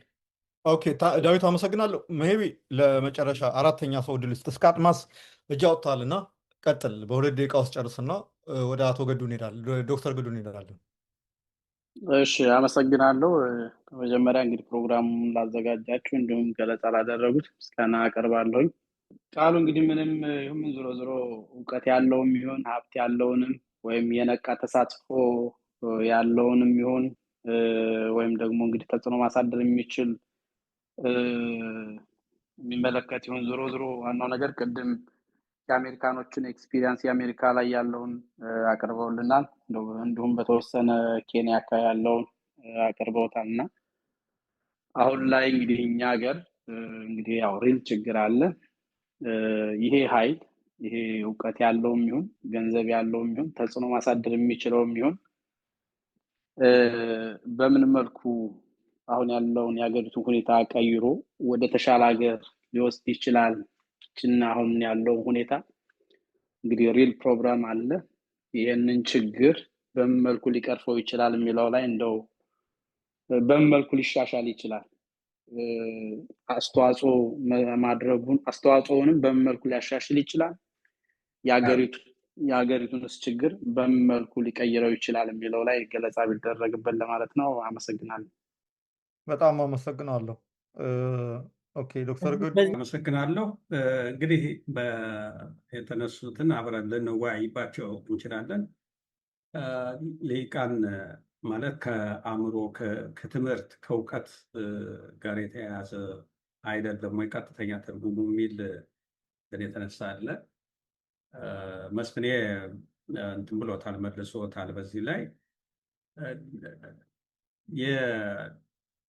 አንደኛው ኤለመንት ቃሉ አሁን ልሂቅ አሁን እየተጠቀምንበት ያለው እንግዲህ ምናልባት መጀመሪያ ቃሉ ጥቅም ላይ በዋለበት ጊዜ ጠበብ ያለ ትርጉም ይዞ ሊሆን ይችላል። አሁን ልሂቃን ሲባል እውቀት ብቻ ያለው ሰው አይደለም። ወይም ደግሞ ኢሊት የሚባለው ምርጦቹ ማለት ነው። በእውቀታቸው፣ በገንዘባቸው፣ በስልጣናቸው እና እነዚህ በጥምረት በሚመጡበት ጊዜ በዋናነት ልሂቃን ትርጉም ያለው መገለጫቸው ተደማጭነታቸው ነው። እነሱ ያሉት አይፈታም የተቋጠረ ነው። ወይም ደግሞ እነሱ ካሉ እንደዚህ ነው። የሀገርን ሁኔታ ተነስ ሲሉ የሚነሳ ተቀመጥ ሲሉ በሀሳብ ማለት ነው። በፈጠሩት በመሳሪያ አስገድደው አይደለም። በመሳሪያ ሽፍታም ሊያደርግ ይችላል። ተነስ ተቀመጥ ማለት ይችላል። ነገር ግን ባላቸው እውቀት ባላቸው ገንዘብ በገንዘባቸው ምክንያት ቀጣሪ ናቸው፣ ኮንትራት ሰጭ ናቸው፣ ስፖንሰር ናቸው። ቅድም የአሜሪካኖቹን ያነሳውበት እንትናል በዛ ምክንያት ያላቸው ተደማጭነት በገንዘባቸው በሀብታምነታቸው ምክንያት ተደማጭነታቸው ያደገበት አሁን እንደው ማንሳት ጥሩ ይሆን አይሆን አላውቅም። ሼህ መሐመድ ለምሳሌ በኢትዮጵያ ማህበረሰብ ዘንድ ከፍተኛ ተደማጭነት ነበራቸው። እሳቸው ቀጥሮ የሚያስተዳድሩት 120-130 ሺህ ሰራተኛ ነበራቸው። ከፍተኛ በሀገሪቱ ግብር ከፋይ ናቸው። ለተቸገረ የሚደርሱ ነው። አሁን ይህ አይነቱ ሁኔታ የፈጠረላቸው እድል አለ በየቦታው። ሼህ መሐመድ ሌላው ቢቀር በሌሎች የሃይማኖት ተቋማትም ጭምር ተደማጭ እንዲሆኑ ያደረጋቸው ማለት ነው። ገንዘባቸው ያላቸው አቅም በስራቸው ያሰባሰቡት ብዙ ፓወርፉል የሆኑ ሰዎችን በስራቸው ይዘው የሚያንቀሳቀሱ ከመሆናቸው ጋር ልክ እንዲህ እያል ልንጠቅሳቸው የምንችሉ ሰዎች ሊኖር ይችላል እና ፖለቲከኞቹ ማለት በሀገራችን ፖለቲካ ውስጥ ትልልቅ ተደማጭነት ያላቸው የትም ቦታ ሄደው ግለሰቦችን ብንወስድ እንደነ ፕሮፌሰር መስፍን ወልደ ማርያም እውቀትም ነው ገንዘብም ነው። እነዚህ በጥምረት ተዋህደው በሚሄዱበት ጊዜ ትልቅ አቅም ይፈጥራሉ ማለት ነው። እንደተባለ የኢኮኖሚ ኤሊትን በእኛ ሀገር ሁኔታ ስንመለከተው ገና ድሮ ምን ይባል ነበረ? በትምህርት ቤት ስንማር ብሔራዊ ቡርዣ አልተፈጠረም ኢትዮጵያ ውስጥ የሚል እንትን ነበረ። ያው ብሔራዊ ቡርዣ እንዳይፈጠር የሚያደርግ ነው የመንግስቱ ፖሊሲ ያኔ በደርግ ጊዜ የነበረው እና የቀጨጨ ነው። በየጊዜው እየተቀጠቀጠ እንደገና ደግሞ በራሱ መንገድ የዳበረ ሳይሆን አሁንም ቢሆን ስልጣን ከያዘው ተጠግቶ ወይም ደግሞ ቀደም ሲል እኛ ኪራይ ሰብሳቢ እንለው ነበር። ሌላ ደግሞ በተስፈኝነት ተሰልፎ እንደዛ አይነት የሚሄደውን አይል ነው። ሪል በሀብቱ ብዙ ሰራተኛ ቀጥሮ የሚያስተዳድር እና በሀገር ላይ ተደማጭነትን ያለው እንደዛ አይነት እንትን በበቂ ሁኔታ ገና አልተፈጠረም። ገና በጥቂት ግለሰቦች ደረጃ የምናነሳቸው ናቸው የሚሆኑት ማለት ነው። እና እንዳልከው እንደዛ አይነት ነው። ግን ሁሉም ኪራይ ሰብሳቢ ነው ማለት አይደለም። ሁሉም ከባለስልጣን ተጠግቶ የሚሰራ ነው ማለት አይደለም። ለፍተው ጥረው ግረው ከትንሽ ተነስተው ትልቅ ደረጃ ላይ እና ተጽዕኖ መፍጠር የሚችሉ ሰዎች አሉ በኢትዮጵያ ኢኮኖሚ ውስጥ። ትልቁ ችግሩ የኢትዮጵያ በዚህም ደረጃ የሆኑ የተደራጁ ኢንተረስታቸው ማዕከል አድርጎ የተፈጠረ ተቋማዊ አቅም የላቸው። ስለሌላቸው ትንሹም ትልቁም የሚያንገላታቸው የሚያዛቸው የሚሆኑበት ሁኔታ ያለው።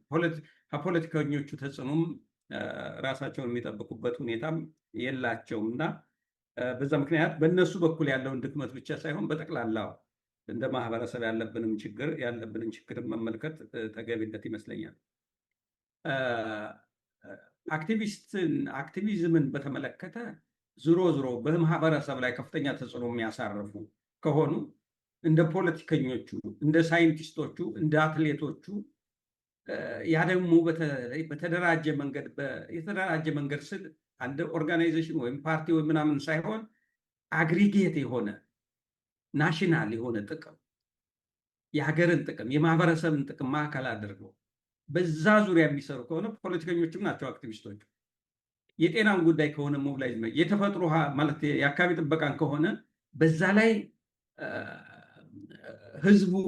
ለህዝቡ መነጋገሪያ የሆነ አጀንዳ አቅርበው ፖሊሲ እስከ ማስቀየር የሚደርስ ወይም ደግሞ ፖሊሲ እንዲወጣ እስከ ማድረስ የደረሱ አክቲቪስቶች ከሆኑ በዚህ ደረጃ የማይመደቡበት ምክንያት የለም። ዞሮ ቁልፏ ነገር ምንድን ናት?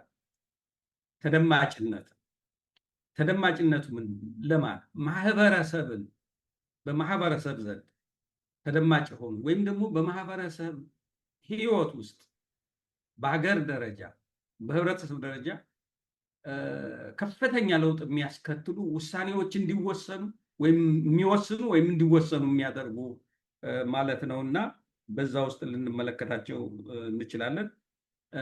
የአማራ ልሂቃንን በተመለከተ በተለየ ሁኔታ አልተመለከትኩትም። ምክንያቱም የተሰጠኝ ርዕስ አጠቃላይ የኢትዮጵያ ልሂቃን በተመለከተና ያንን እዛ ላይ ፎከስ እንዳደርግ ስለሆነ በዛ ላይ ብዙ አልሄድኩበትም እንጂ ብዙ መናገር ይቻላል። አሁን ያቀረብኩትን በተለየ ሁኔታ ከአማራ ልሂቃን አኳያ በዝርዝር መነጋገር ይቻል ይመስለኛል። እንግዲህ አሁን ያለውን ችግር እንዴት እንወጣው የሚለው ቅድም በመፍትሄነት ያስቀመጥኩት ሁኔታ ኢትዮጵያ ውስጥ አንደኛው ለልሂቃን መዳከም አስተዋጽኦ ያደረገው የጋራ ሀሳብ በዋና ዋና ሀገራዊ ጉዳዮች ላይ ኮንሰንሰስ የሌለ መሆኑ፣ የአማራውን ለብቻው ወስደን የኦሮሞን ለብቻ ወስደን የትግራይን ለብቻ ወስደን ብናይ እንኳ እንደ ብሔር እንኳን የራሱ ኮንሰንሰስ የደረሰ የለም። በተወሰነ ደረጃ የተወሰኑት የሚቀራረብ ነገር ቢኖራቸውም እስቲል አሁን እያየን ከፍተኛ የሆነ መራራቅ አለ በሀሳብ። ስለዚህ የመጀመሪያው መፍትሄ እንደ ሀገር ስናስብ ቢያንስ በሚያግባቡ ዋና ዋና ጉዳዮች ላይ እንደ ሀገር ኮንሰንሰስ መድረስ፣ ሀገራዊ መግባባት፣ ብሔራዊ መግባባት መኖር አለበት። በዛ ላይ ለመግባባት ብዙ ስራዎችን መሰራት አለበት። ምሁራን በተለያየ መንገድ ሀሳብ ማቅረብ አለባቸው።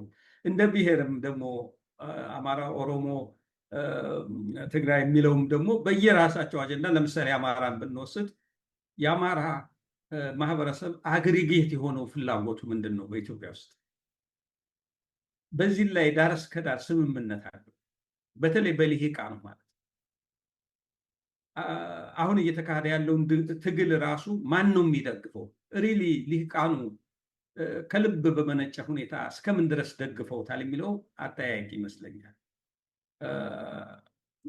ከሞላ ጎደል የገጠር እንቅስቃሴ ነው ያለ። የልሂቃኑ ሚና ውስን ይመስለኛል። ለምንድን ነው እንደዛ የሆነው ብለን መግባባት አሁን በሚካሄደው ትግል በራሱ ላይ አማራ ምን ሊያሳካ ነው የሚካሄደው የሚለውን ነገር ሁሉም ሰው ሊግባባበት የሚገባ ይመስለኛል። ያ መግባባት የራሱ የሚፈጥረው አቅም አለ። መተባበርን ይፈጥራል፣ መደራጀትን ይፈጥራል። ያ ደግሞ በተቀናቃይ ወገኖች ላይ ተጽዕኖ ማሳረፍ የሚያስችል ፓወርን ያጎናጽፋል ማለት ነው። እና ለእኔ የሚታየኝ የመጀመሪያው ጉዳይ መግባባትን በመሰረታዊ ጉዳዮች ላይ መግባባት መፈጠር አለበት። መግባባት ብቻ ግን በቂ አይደለም። በዛ በተግባባበት አጀንዳ ዙሪያ ለምሳሌ የአማራ ምሁራን ማለት የአማራ ኤሊትን ብንወስድ በአማራ መሰረታዊ ጥያቄዎች ላይ መግባባት ከፈጠረ በኋላ ሁሉም በሙያው በሚችለው መንገድ መደራጀት አለበት ማለት ነው። በሚችለው መንገድ ያንን ዓላማ ለማሳካት መንቀሳቀስ መቻል አለበት። አሁን እንደ በጎ አድራጎት ጠብ የምትል ነገር ስላደረገ የአማራ ሕዝብን ትግል ደገፍኩ ማለት አይቻልም። ከስረ መሰረቱ እንደ ራሱ እንደ ህይወቱ አካል አድርጎ መመልከት መቻል አለበት ማለት ነው። እና የሚታየኝ ይሄ ነው። አመሰግናለሁ። አመሰግናለን ዶክተር ገዱ። ከዚህ በመቀጠል አይፎን ተስፋዬ እና ትጀምርና ከዛ ዶክተር ሚካኤል አጎናፍር ትቀጥላለ። ከዛ ዘላለም በዚህ ተራ ትቀጥላላችሁ። አይፎን ተስፋዬ ጀምር። እሺ፣ አመሰግናለሁ። ዶክተር ገዱንም ላቀረቡልን ማብራሪያ በጣም ነው የማመሰግነው። የኔ ጥያቄ ምንድነው ባቀረቡት እንትን ላይ ባቀረቡት የተለያዩ ሀገሮች እሊቶችን አቅርበዋል። በዛ ምክንያት የአሜሪካኖችን በሀብታቸው የሚያደርጉትን ተጽዕኖ ገልጸውልናል። የጎረቤት ሀገራችን ኬንያንም ያው በእውቀታቸው በሀገር ላይ የሚያደርጉትን ተጽዕኖ አቅርበውልናል። የሀገራችንንም ልዩነት እናም እሊቶች መተካካት የሚለውን ነገር አቅርበዋል። አገራችን ላይ ስንመጣ መተካካት የሚባለው ነገር የለም። አንዱ አንዱን እያጠፋ አንዱ አንዱን እያጠፋ እዚህ ደረጃ ደርሰናል። ይሄ ነገር የሚመጣው በሀገር ላይ ሀገርንና በአመራር ደረጃ በመንግስት ደረጃ ያለውን አካል የሚገዛ ህግ አለመኖሩ አይመስሎትም ወይ? አሜሪካን ምናት በህግ የምትመራ ሀገር ናት። መሪዎቿም ህዝቡም በህግ ነው። ከህግ ውጪ የሚያደርጉት አንዳችም ነገር የለም። ሀብታምም ቢሆን በቅርብ ያየነው ኬንያም እንኳን ኬንያ ጎረቤታችን ከህግ አኳያ እሊቶች የሚፈጥሩት ተጽዕኖ ህግን እስከ ማስቀየር ደረጃ ደርሰዋል።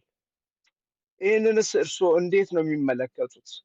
ሀገራችን እኔ በበኩሌ ህግ ያለባት ሀገር አይደለችም። ኢትዮጵያ 2 ደቂቃ ደርሰዋል። ህግ ስለሌላት ነው ይሄ ነገር የሚከሰተው ብዬ ነው የምናምነው። እና እርሶስ እንዴት ነው ይሄን የሚመለከቱት? አመሰግናለሁ። ዶክተር ሚካኤል ቀጥል፣ በዚሁ ቀጥል። ቀጥሎ ዘላለም ትቀጥላለህ። እሺ፣ አመሰግናለሁ ዶክተር ገዱ በጣም ጥሩ በሆነ መልክ ሊያስደምጠን ችሏል፣ ያስደምሞናል። እኔ እንኳን ቶሎ ብዬ የሚሄድበት ሊቅ የሚባለው ነገር አሁን ሰሞኑን ብዙ የሚያነቃንቀን ጉዳይ ስለሆነ በዚህ አጋጣሚ መነሳቱ አስፈላጊ ነው። ዶክተር ገዱ ሲገልጽ እንደሰማሁት ሊቅ ተደማጭነትን፣ ተጽዕኖ ፈጣሪነትን፣ አንቂነትን በተወሰነም ደረጃ አደባባይ ምሁርነትን የሚያካትት ነገር እንደሆነ ነው አሁን የምናወራው ልሂቅነት። ሌሎች በሌላ አመዳደብ ያለው የኢኮኖሚ፣ የስፖርት ልሂቅነትን እንደው ኮንሲደር ከማድረግ ወጣ ላለው በራሴ በኩል ልሂቅ የሚለው ነገር በአሁኑ ኮንቴክስቶቻችን የሚያሳስቡን ከህሊና አንጻር ነው። በዚህ ምክንያት ፕሮፌሰር ወሰን ከዚህ ቀደም በህይወት ባለበት ሰዓት ያነሳው ቁም ነገር አለ። እሱን እንዲነሳ ፈልጋለሁ። የአማራ ህሊናዊነት፣ ምክንያቱም የአማራ ልሂቅ የሚባለው ኮንቴክስት ራሱን የቻለ ልሂቅ ብቻ ሳይሆን አማራ በሚል ኳሊፋይ ተደርጎ ስለሚቀመጥ ያ ልዩ መጠሪያ ነው። ልክ የኢኮኖሚ ልሂቅ እንዳለ ሁሉ፣ የስፖርት ልሂቅ እንዳለ ሁሉ የአማራ ልሂቅ ማን ነው፣ እንዴት ነው ብለን ማውራት አለብን። እኔ ስለ ኢትዮጵያዊ ልሂቅ ማብራራት ለጊዜው ያስቸግረናል። በአሁኑ ዘመን ላይ የተደበላለቀ የጎራ መደበላለቅ ውስጥ እንገባለን። እዛ ውስጥ ከሄድን ሲጀመር የአማራ ልሂቅ የአማራ ህሊናዊነት ሲጀመር አማራይዜሽን ከናሽናላይዜሽን ጋር አብሮ የሚሄድ ኮንሴፕት ነበር። በብዙ መጽሐፍቶች እንደተገለጸው በነ ላጲሶ ጌዴቦ በነ ፕሮፌሰር ወሰንን ጨምሮ የአማራ ህሊናዊነት ስነ ልቡናዊ ነው። የአማራ ህሊናዊነት ከውርስና ቅርስ ጋር የተዛመዱ ጉዳዮች አሉት። የአማራ ህሊናዊነት ከህግና ቅድም ወዳጄ እንዳለው ከደንብ ጋር የተዛመዱ ጉዳዮች አሉት።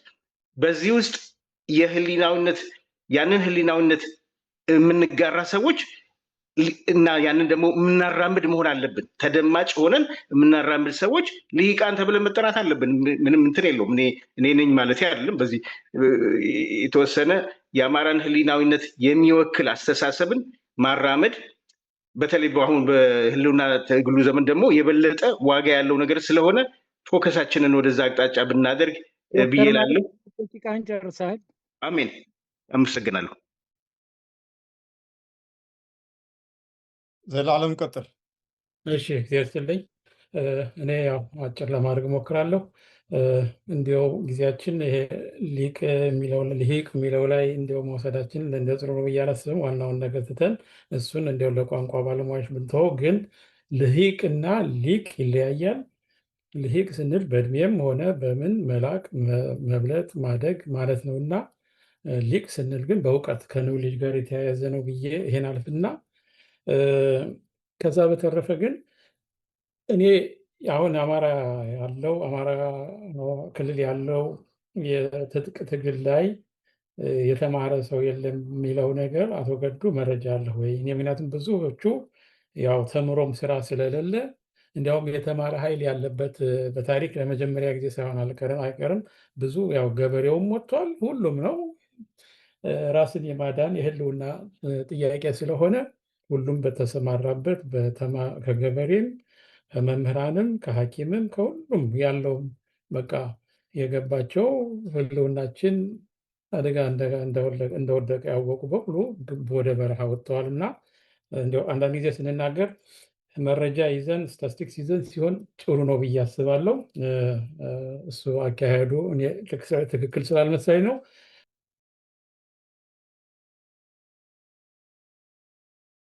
ኦኬ፣ እናመሰግናለን። አንድ ሰው ዘውዱ እስቲ ይቀጥል። አንተም እንደዚሁ በ2 ደቂቃ ጨርስ። አመሰግናለሁ እድሉ ስለተሰጠኝ። ኤአይኤን አመሰግናለሁ እንዲህ አይነት ነገር አመቻችታችሁ ስላመጣችሁ። አቅራቢውን አቶ ገዱንም አመሰግናለሁ። ከዛ በ2 ደቂቃ መጨረስ ከቻልኩ ልሞክር። እንግዲህ 4 ነጥቦችን ነው እንደ ጥያቄም እንደ አስተያየትም አድርጌ የማቀርበው። የመጀመሪያው አስተያየቴ ወይም ጥያቄ እንደ ኢትዮጵያ ባለው ሀገር የሰው ኃይል ለዛውም ልሂቅ ወይም ሊቃን ካሉን ትልቁ በጣም ልንሳሳለት የሚገባው ኃይል እሱ ነበር። ግን አሁን ያለው ተጨባጭ ሁኔታ የሚያሳየው ሁሌ ይህ ሪሶርስ ሊቅ የሚባለው ሪሶርስ መንግስት በተቀያየረ ቁጥር ከተወሰኑት ቅን ሰዎች በስተቀር ሌላው ለመንግስት አጎብዳጅ የሚሆን መንግስት ሲቀየር ወይም የመንግስት አመለካከት አስቸጋሪ በመሆኑ ወዲያው የሚበላቸው በመሆኑ አገር ትልልቅ ሀብቷን የምታጣው ሁሌ መንግስት በተቀያየረ ቁጥር ነው። ቅድም አቶ ገዱ ሊገልጸው እንደሞከረው አለን ማስክን አንስቷል።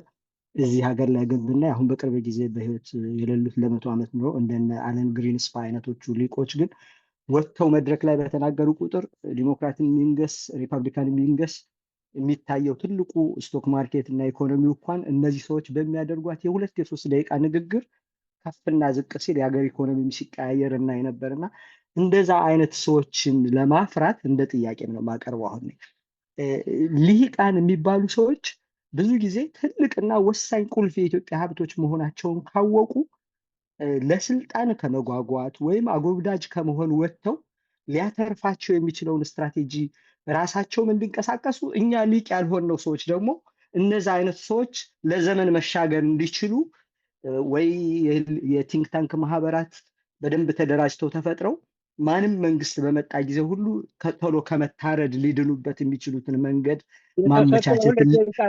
የተሰጠው 2 ደቂቃ አልቋል። በጣም ብዙ 5-6 ጥያቄዎች ነበሩኝ። አመሰግናለሁ። እንግዲህ ያልተመለሱልኝም። ሌላው ግን እንዳው ከፈቀድክልኝ 2 ደቂቃ አልፏል። ይቅርታ፣ እንትናችን ሩል ነው፣ ህግ ነው። ህግ ስለሆነ አመሰግናለሁ። ጨርሻለሁ። ለምን መልመድ አለብን። አንደኛ ይሄው አቁሜያለሁ። ታንኪዩ ሀሳብን ባጭሩና በፓወርፉል ጉልበት ባለው መንገድ ያ ነው መማር ማለት ያ ነው አይደለ እንጂ ሁላችንም ማውራት እንችላለን። እና እዛ ነው። ታንኪዩ። ወደ ዶክተር ገዱ እንደመሰለኝ 1 ደቂቃ ከሩብ ነው ያወራሁት። አመሰግናለሁ። አቋርጫለሁ። ታንኪዩ። በደንብ ሰዓት እያያዝኩኝ ከጀመርክባት 1 ሰከንድ እስከ 2 ደቂቃ እስኪሞላ ድረስ ተከታትዬ ነው ጌታ እመንተኝ። አመሰግናለሁ። ዶክተር ገዱ ቀጥል። አመሰግናለሁ። አሁን በኢትዮጵያ መተካካት የለም መጠፋፋት ነው።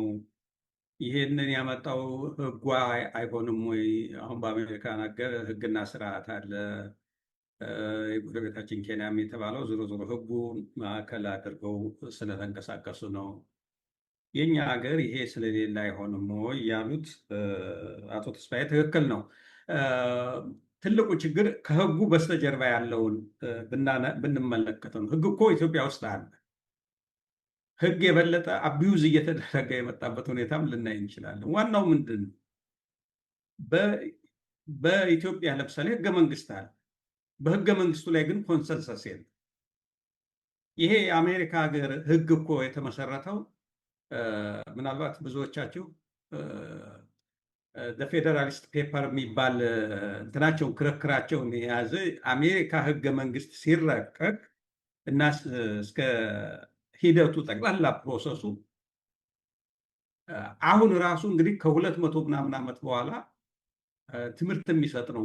ምን ያህል በሀሳብ ላይ ተመስርተው ተሟግተው ተከራክረው ጊዜ ወስደው ያንን የመሰረት ድንጋይ የሚሆን ስርዓት ስታብሊሽ እንዳደረጉ እንመለከታለን።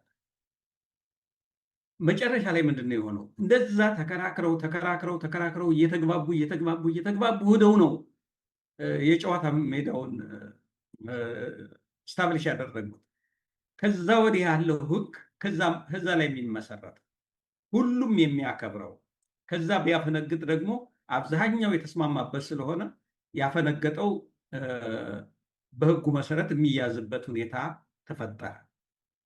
በእኛ ሀገር የሌለው በዚህ በጠቅላላ መሰረታዊ ለህግ መውጣት የሚሆን በጠቅላላ ሀገሩ ለሚቆምበት ብሔራዊ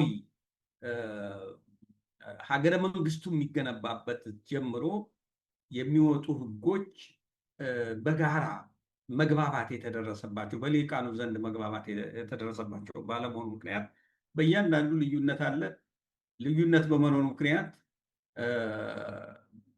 አሳምኖ ወይ በዲሞክራሲያዊ መንገድ ሳይሆን በጉልበትና እንትን ነው።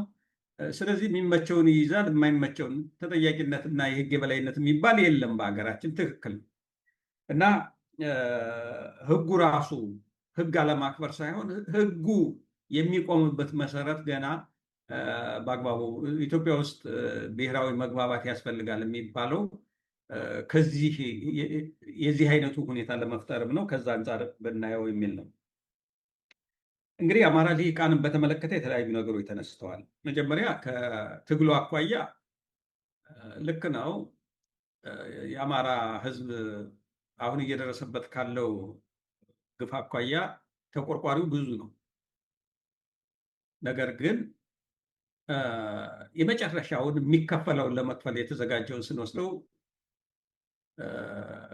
ምን ያህሉ ሊሂቅ ነው በዚህ ረገድ ጊዜውን በትጥቅ ትግል ውስጥ እንደገቡት ወጣቶች እንደዛ ብቻ አይደለም። እንደው ያ በጣም የመረረው የከፍተኛ የኮሚትመንት ደረጃ ነው። ከዛ በመለስ ያለው ከገንዘቡ ከኑሮ ቀንሶ እንትን የሚለው ምን ያህሉ ነው? እውቀቱን ዲቮትድ ሆኖ ስለ ትግሉ ስለ አማራ መበደል የሚገልጸው ምን ያህሉ ነው? አሁን አማራ ካለው የተማረ ሰው እሳቸው ያነሱት የተማረ ሰው ማዕከል አድርገው ነው። ከተማረው ሰው ምን ያህሉ ነው በትግሉ የተሰለፈው? በጣም ጥቂቱ ነው ብዬ ነው የምወስደው። ልክ ነው፣ የተማሩ ወጣቶች ገብተዋል፣ ትግሉንም እየመሩ መስዋዕትነት እየከፈሉም አሉ። ነገር ግን እኔ ልሂቁ እየተሳተፈ ነው ብለን እንትኑን እንደዛ አድርገን ያልሆነውን ከምንል የሚጎላለና ያንን ለመሙላት አሁን በግንባር ቀደም የተሰለፉትን በአማራ ጉዳይ ላይ ውጭ ሀገር ሆነው ሊሆን ይችላል፣ አገር ቤትም ውስጥ እዛውም በሰላማዊ መልክ እንታገላለን የሚሉም እኮ ያው ህይወታቸውን አስይዘው የሚታገሉ አሉ። ግን ጥቂት ናቸው፣ በቂ አይደለም። አማራ ካለው እንደ ማህበረሰብ ኢትዮጵያ ውስጥ ትልቅ ማህበረሰብ ነው እና ከዛ አኳያ መታየት አለበት የሚል ሁኔታ ስላለኝ ነው ያነሳሁት። የአማራ ባለሀብቶች ምን ያህሎቹ ናቸው ለአማራ ኮዝ ድጋፍ የሚያደርጉት? እነዚህን ስናነሳ ብዙ የምናገኝ አይመስለኝም። ዶክተር ሚካኤል ካነሳው አኳያ ርዕሰ ጉዳዩ አንድ ምዕራፍ ቢኖረው ለምሳሌ ከዚህ ቀጥሎ አጠቃላይ የኢትዮጵያን ልሂቃን ዞሮ ዞሮ አማራን ከኢትዮጵያ አጠቃላይ ሁኔታ ነጥለ ልትመለከተው አትችልም። ኢትዮጵያ እና አማራ የማይነጣጠሉ እንትኖች ናቸው። ነገር ግን አጠቃላይ ስለ ኢትዮጵያ እንትን ብለህ ደግሞ በዛ ውስጥ የአማራን ሚና ለብቻው ዘርዝሮ ውይይት ቢካሄድበት ደስ ይለኛል፣ ጠቃሚም ይሆናል። ዞሮ ዞሮ ከዚህ ላይ መነሳት ያለበት የሚመስለኝ እኔ ልሂቃን ቃሉ ዞሮ ዞሮ አሁን እየተግባባንበት ነው። ከሞላ ጎደል ልሂቃን ስንል ምን ማለታችን ነው የሚለው በእውቀት በሶሳይቲ ደረጃ ተደማጭነት ያለው ማለታችን። ከተግባባንበት አይቀር ዋናው እንትኑ የህብረተሰብ ጉዳይ የኔ ጉዳይ ነው ብሎ የሀገር ጉዳይ የኔ ጉዳይ ነው ብሎ ያንን ለመለወጥ ወይም ደግሞ ለህብረተሰብ በሚጠቅም መንገድ ሸፕ ለማድረግ ተደራጅቶ ይሁን በተናጠል እንቅስቃሴ የሚያደርግና ይሄንን እንደ ስራው እንደ ህይወቱ መመሪያ አድርጎ የሚንቀሳቀስ ማለት ነው። የአማራ ምሁራን ሰክሰስፉል ሊሆን ከሆነ የአማራ ትግል የአማራ ህዝብ ጥያቄዎች ሊመለሱ ኢትዮጵያም የምትድነው የአማራ ጥያቄም ሲመለስ ከመሆኑ ጋር ተያይዞ ኢትዮጵያንም ለማዳን የሚቻል ነው። ይሄንን ትግል የራሱ የህይወት መመሪያ አድርጎ ያንዳንዱ በዕለት ተዕለት እንቅስቃሴው መንቀሳቀስ እና በሚችለው መንገድ አስተዋጽኦ ሲያደርግ፣ ስለዚህ እኔ ባጭር በእኛ አገላለጽ የህብረተሰብ ጉዳይ ለአማራም አልነው የአማራ ጉዳይ የኔ ጉዳይ ነው ብሎ እንደ አገርም የሚያስብ ካለ የኢትዮጵያ ጉዳይ የኢትዮጵያ ህብረተሰብ ጉዳይ የኔ ጉዳይ ነው ብሎ ለዛ ጉዳይ የሚችለውን ሁሉ ለመክፈል የሚችለው ገንዘብ ሊሆን ይችላል፣ የሚችለው እውቀት ሊሆን ይችላል፣ የሚችለው ሌላ ነገር ሊሆን ይችላል። የሚችለውን ለመክፈል የተዘጋጀና የሚሰራ በተግባር አስተዋጽኦ የሚያደርግ እና ህብረተሰቡን ወደዛ አቅጣጫ የሚመራ አመራር የሚሰጥ ማለት ነው። ባሪያነቱ በተግባሩ ባለው ተጽዕኖ ፈጣሪነት ህብረተሰቡን አመራር የሚሰጥ ማለት ነው እና ይሄንን ለማለት ነው። ለመንግስት በኢትዮጵያ ለመንግስት አጎብዳጅ የመሆን እንትኑ እንግዲህ የመንግስቱን ባህሪ ለዛ የማይመች ሊሆን ይችላል። እንደገና ደግሞ መንግስቱ የማይመች ከሆነ እኮ መንግስት ይቀየራል። እንዲመች ማድረግ ለህብረተሰብ እንዲመች ለህብረተሰብ የምንቆረቆር ነው ብሎ የሚያስብ ከሆነ እግዚአብሔር ያመጣውን እግዚአብሔር እስከሚመልሰው ብሎ ሁሉንም ለእግዚአብሔር ከመስጠት በሰውኛ ደረጃ ሊያደርግ የሚችለውን ነገር ለማድረስ መንቀሳቀስ እስካልቻለ ድረስ፣ ለምሳሌ አሁን አብዛኛው ኢሊት የመንግስት ደጋፊ አይደለም ኢትዮጵያ ውስጥ። ነገር ግን አብዛኛው ኢሊት የመንግስትም አምርሮ ተቃዋሚም አይደለም። ዞሮ ዞሮ መንግስት እያደረገ አገዛዙ አሁን በስልጣን ላይ ያለው ኃይል የሚያደርገውን ነገር በታዛቢነት ወይ ዝም ብሎ በመቀበል እንዳደረገ ያደርገኝ ብሎ ዝም የሚል ከሆነ ይሄ እንደ ሊቅ የሚያስቆጥር አይደለም እና ከስረ መሰረቱ ይህን የሚቀይር ሁኔታ ከመንግስቱም ሳይድ ዞሮ ዞሮ መንግስቱ አምባገነን በሆነበት ሁኔታ ዲሞክራቲክ የሆነ ህብረተሰብ መፍጠር አይቻልም። ምናልባትም ዲሞክራቲክ የሆነ ኃይል ኢሊት ዲሞክራቲክ የሆነ ህብረተሰብን መፍጠር ይችላል። መልሶ ህብረተሰቡ የበለጠ ኢሊቱ ዲሞክራቲክ እንዲሆን ሊያደርገው ይችላል። ከዚህ ላይ ግን ፋና ወጊ ያስፈልጋል። አሁን የኢትዮጵያ ህብረተሰብ ፋና ወጊ አለው ወይ?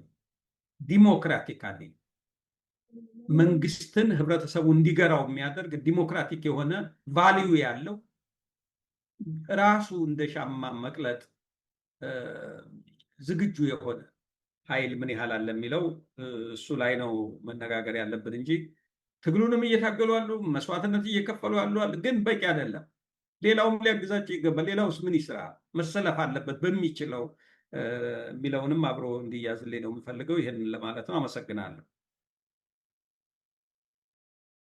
በጣም አመሰግናለሁ ዶክተር ገዱ። የነባር ልጆች መሰለኝ የማያለ አይ ቲንክ ተስፋዬና ዘውዱ ጠይቃችኋል። ልጃችሁን አውርዱት ፕሊስ።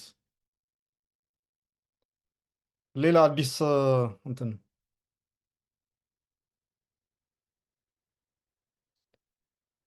ጥያቄ እስኪመጣ ምናልባት እንደ ጥያቄም እንዳስተያየትም ነው። አንደኛው ለዶክተር ገዱ የምጠይቀው አሁን አሜሪካን ሀገር አንድ እንደ ኮንስፓይረሲ ዲፕ ስቴት የሚባል ነገር አለ እና ይሄ በቃ ስቴቱን የሚመራው ይሄ ፊት ለፊት ያለው ኢንስቲቱሽን ፕሬዚዳንት ምናምን ዲፕ ስቴት አለ ምናምን ይባላልና በዲፕ ስቴት እና በኤሊት መካከል ምናምን ያለው ልዩነትና አንድነት ምን ይመስላል የሚለው ነው። የአማራ ኤሊትን በተመለከተ ነው ከአማራ ኤሊት በፊት አይ ቲንክ ውድቀታችን ራሱ መጀመሪያ አንድ ማህበረሰብ ወይም ደግሞ አንድ ማህበረሰብ ወይም አንድ ሀገር ውድቀቱ የሚጀምረው ከኤሊቱ ነው።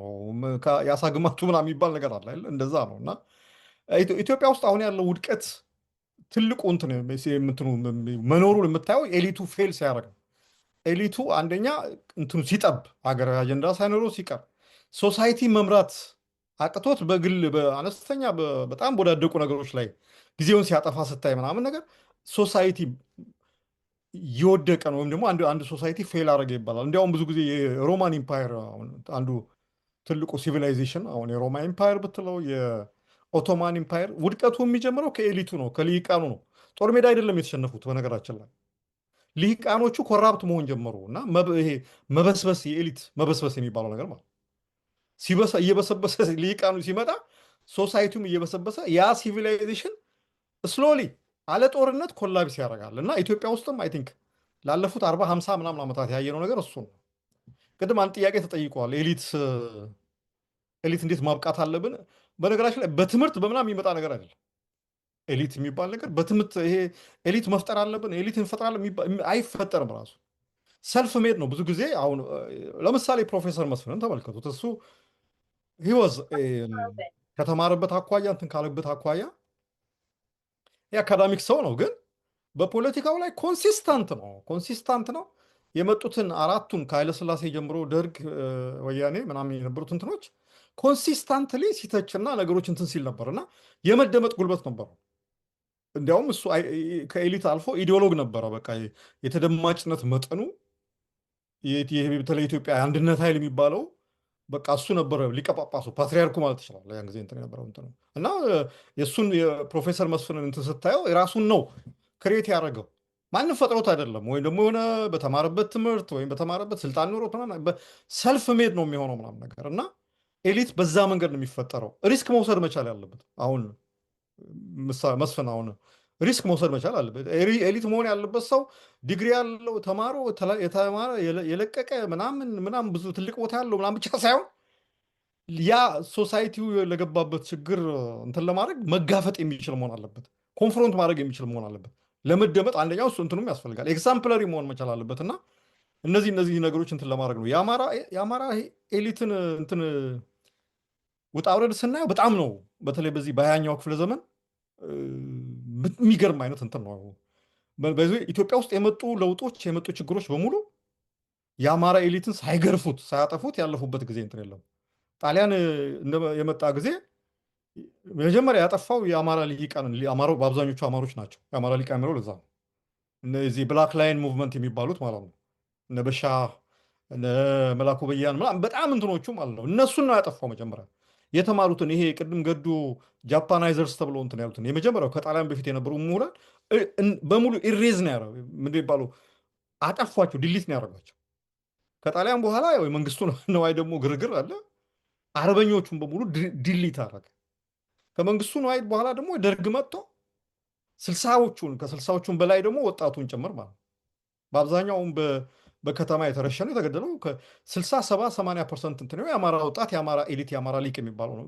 አይ ቲንክ ውድቀታችን አንዱ እንትኑ እሱ ነው። ወያኔ እንደመጣም ባይ ዲዛይን ማለት ነው ከቢሮክራሲው ነቅሎ ማውጣት።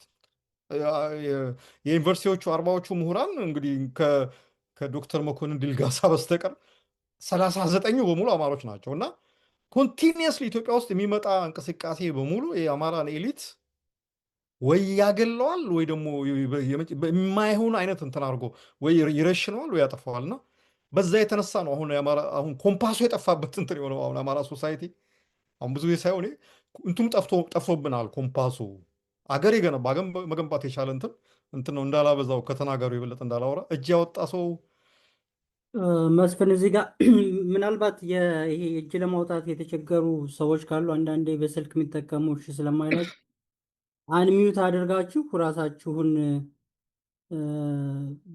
ጠይቁ። በሁለተኛ ደረጃ አይ ቲንክ አቶ ዘውዱ ቻት ቦክስ ላይ ጥያቄ ስላስቀመጠ ቅድም ያው ተራውን ጠይቋል። አንድ እድል ከተሰጠው ለሱ የእሱን ተቀበሉና ጥያቄ አይ ቲንክ የመጨረሻ ዙር እናድርገው። ኦልሞስት አሁን ሩብ ጉዳይ ለ4 ነው።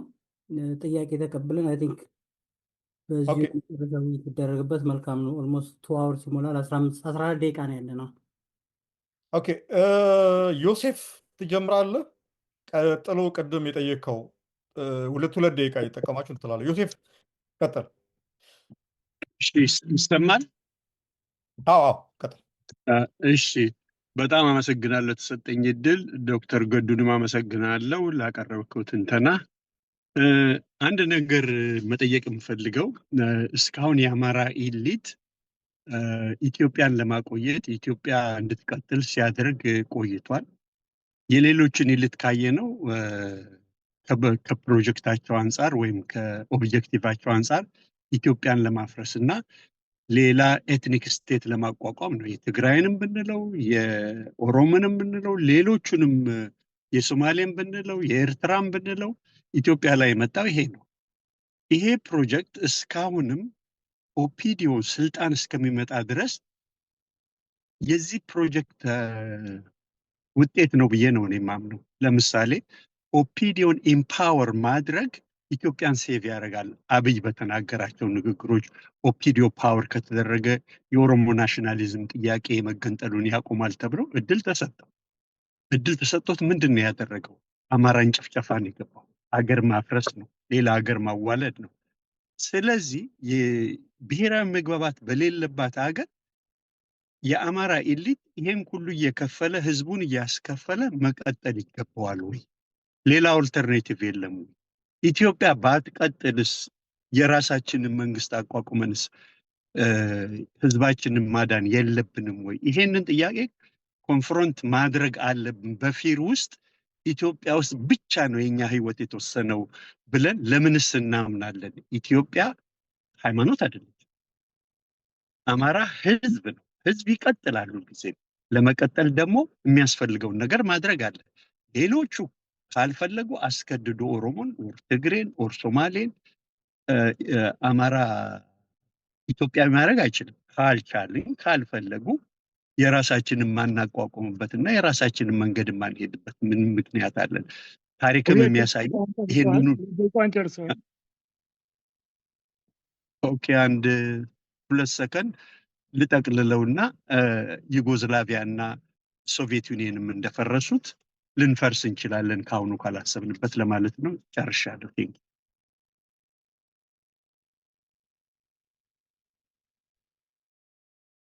አይ ቲንክ እድል ተሰጥቶኛል ይመስለኛል እና ልቀጥል። እኔ ጥያቄ አቶ የለኝም። ዘውዱ ግን እዛ ጋር ረጅም ጥያቄዎች ስለሆኑ አማፍሬድ 2 ደቂቃ ይበቃል ብዬ አዎ እኔ በአንድ ሰከንድ ነው የምጨርሰው ከይቅርታ ጋር። ጥያቄዎቹን ፖስት አድርጌያለሁ። የኔ አሁን እድሉን የፈለኩበት ምክንያት ግን የተሳታፊው ብዛት ሲባዛ በ2 ደቂቃ ሲባዛ በ2 ሰዓት ስለሆነ የምናጠፋው በቀሩት ሰዓቶችም ይሁን ወደፊትም በሚደረገው እንትን ላይ ሀሳቦች አቅራቢው ካቀረበ በኋላ ምን ይደረግ ላይ ጊዜ ብንገል ደስ ይለኛል ለማለት ብቻ ነው። ልሂቃን ለመጠበቅ ወይም ልሂቃንን አግባብቶ አማራን ነፃ ለማውጣት ከዚሁ ቲም ጋር ከዚሁ ርዕስ ጋር በተያያዘ ምን እናደርጋለን፣ ምን ማድረግ አለብን ላይ ብናተኩር ጥሩ ይሆናል ለማለት ነው። አመሰግናለሁ። አቶ መስፍን ሁላችሁንም አመሰግናለሁ። እግዚአብሔር ይስጥልኝ። ጨርሻለሁ። በጣም ጥሩ። ሳምሰንግ ኤስኤም ምናምን ማን እጅ አውጥተሃል? ቀጥል።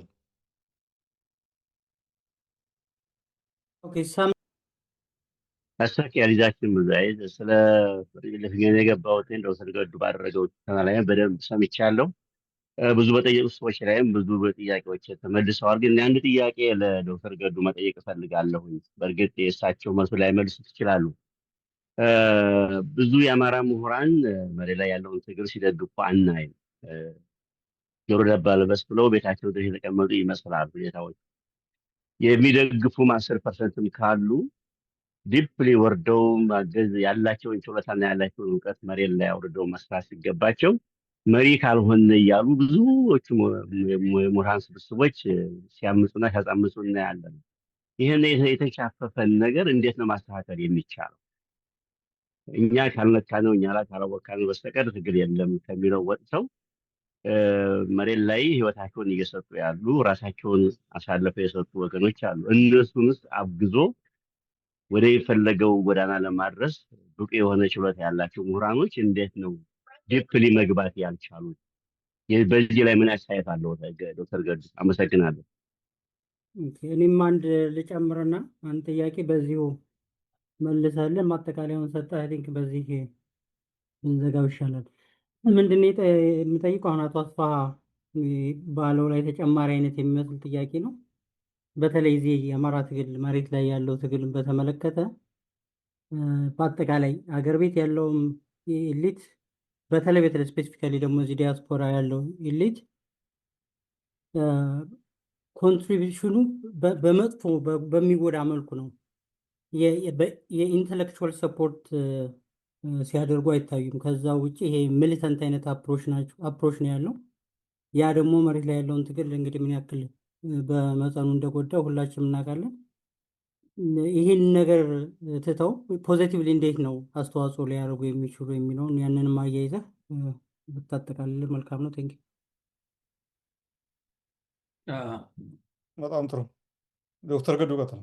በጣም አመሰግናለሁ። እንግዲህ ዲፕ ስቴት የሚለው ሞር ኦፍ ከተቋሞቹ ጋር የተያያዘ ይመስለኛል።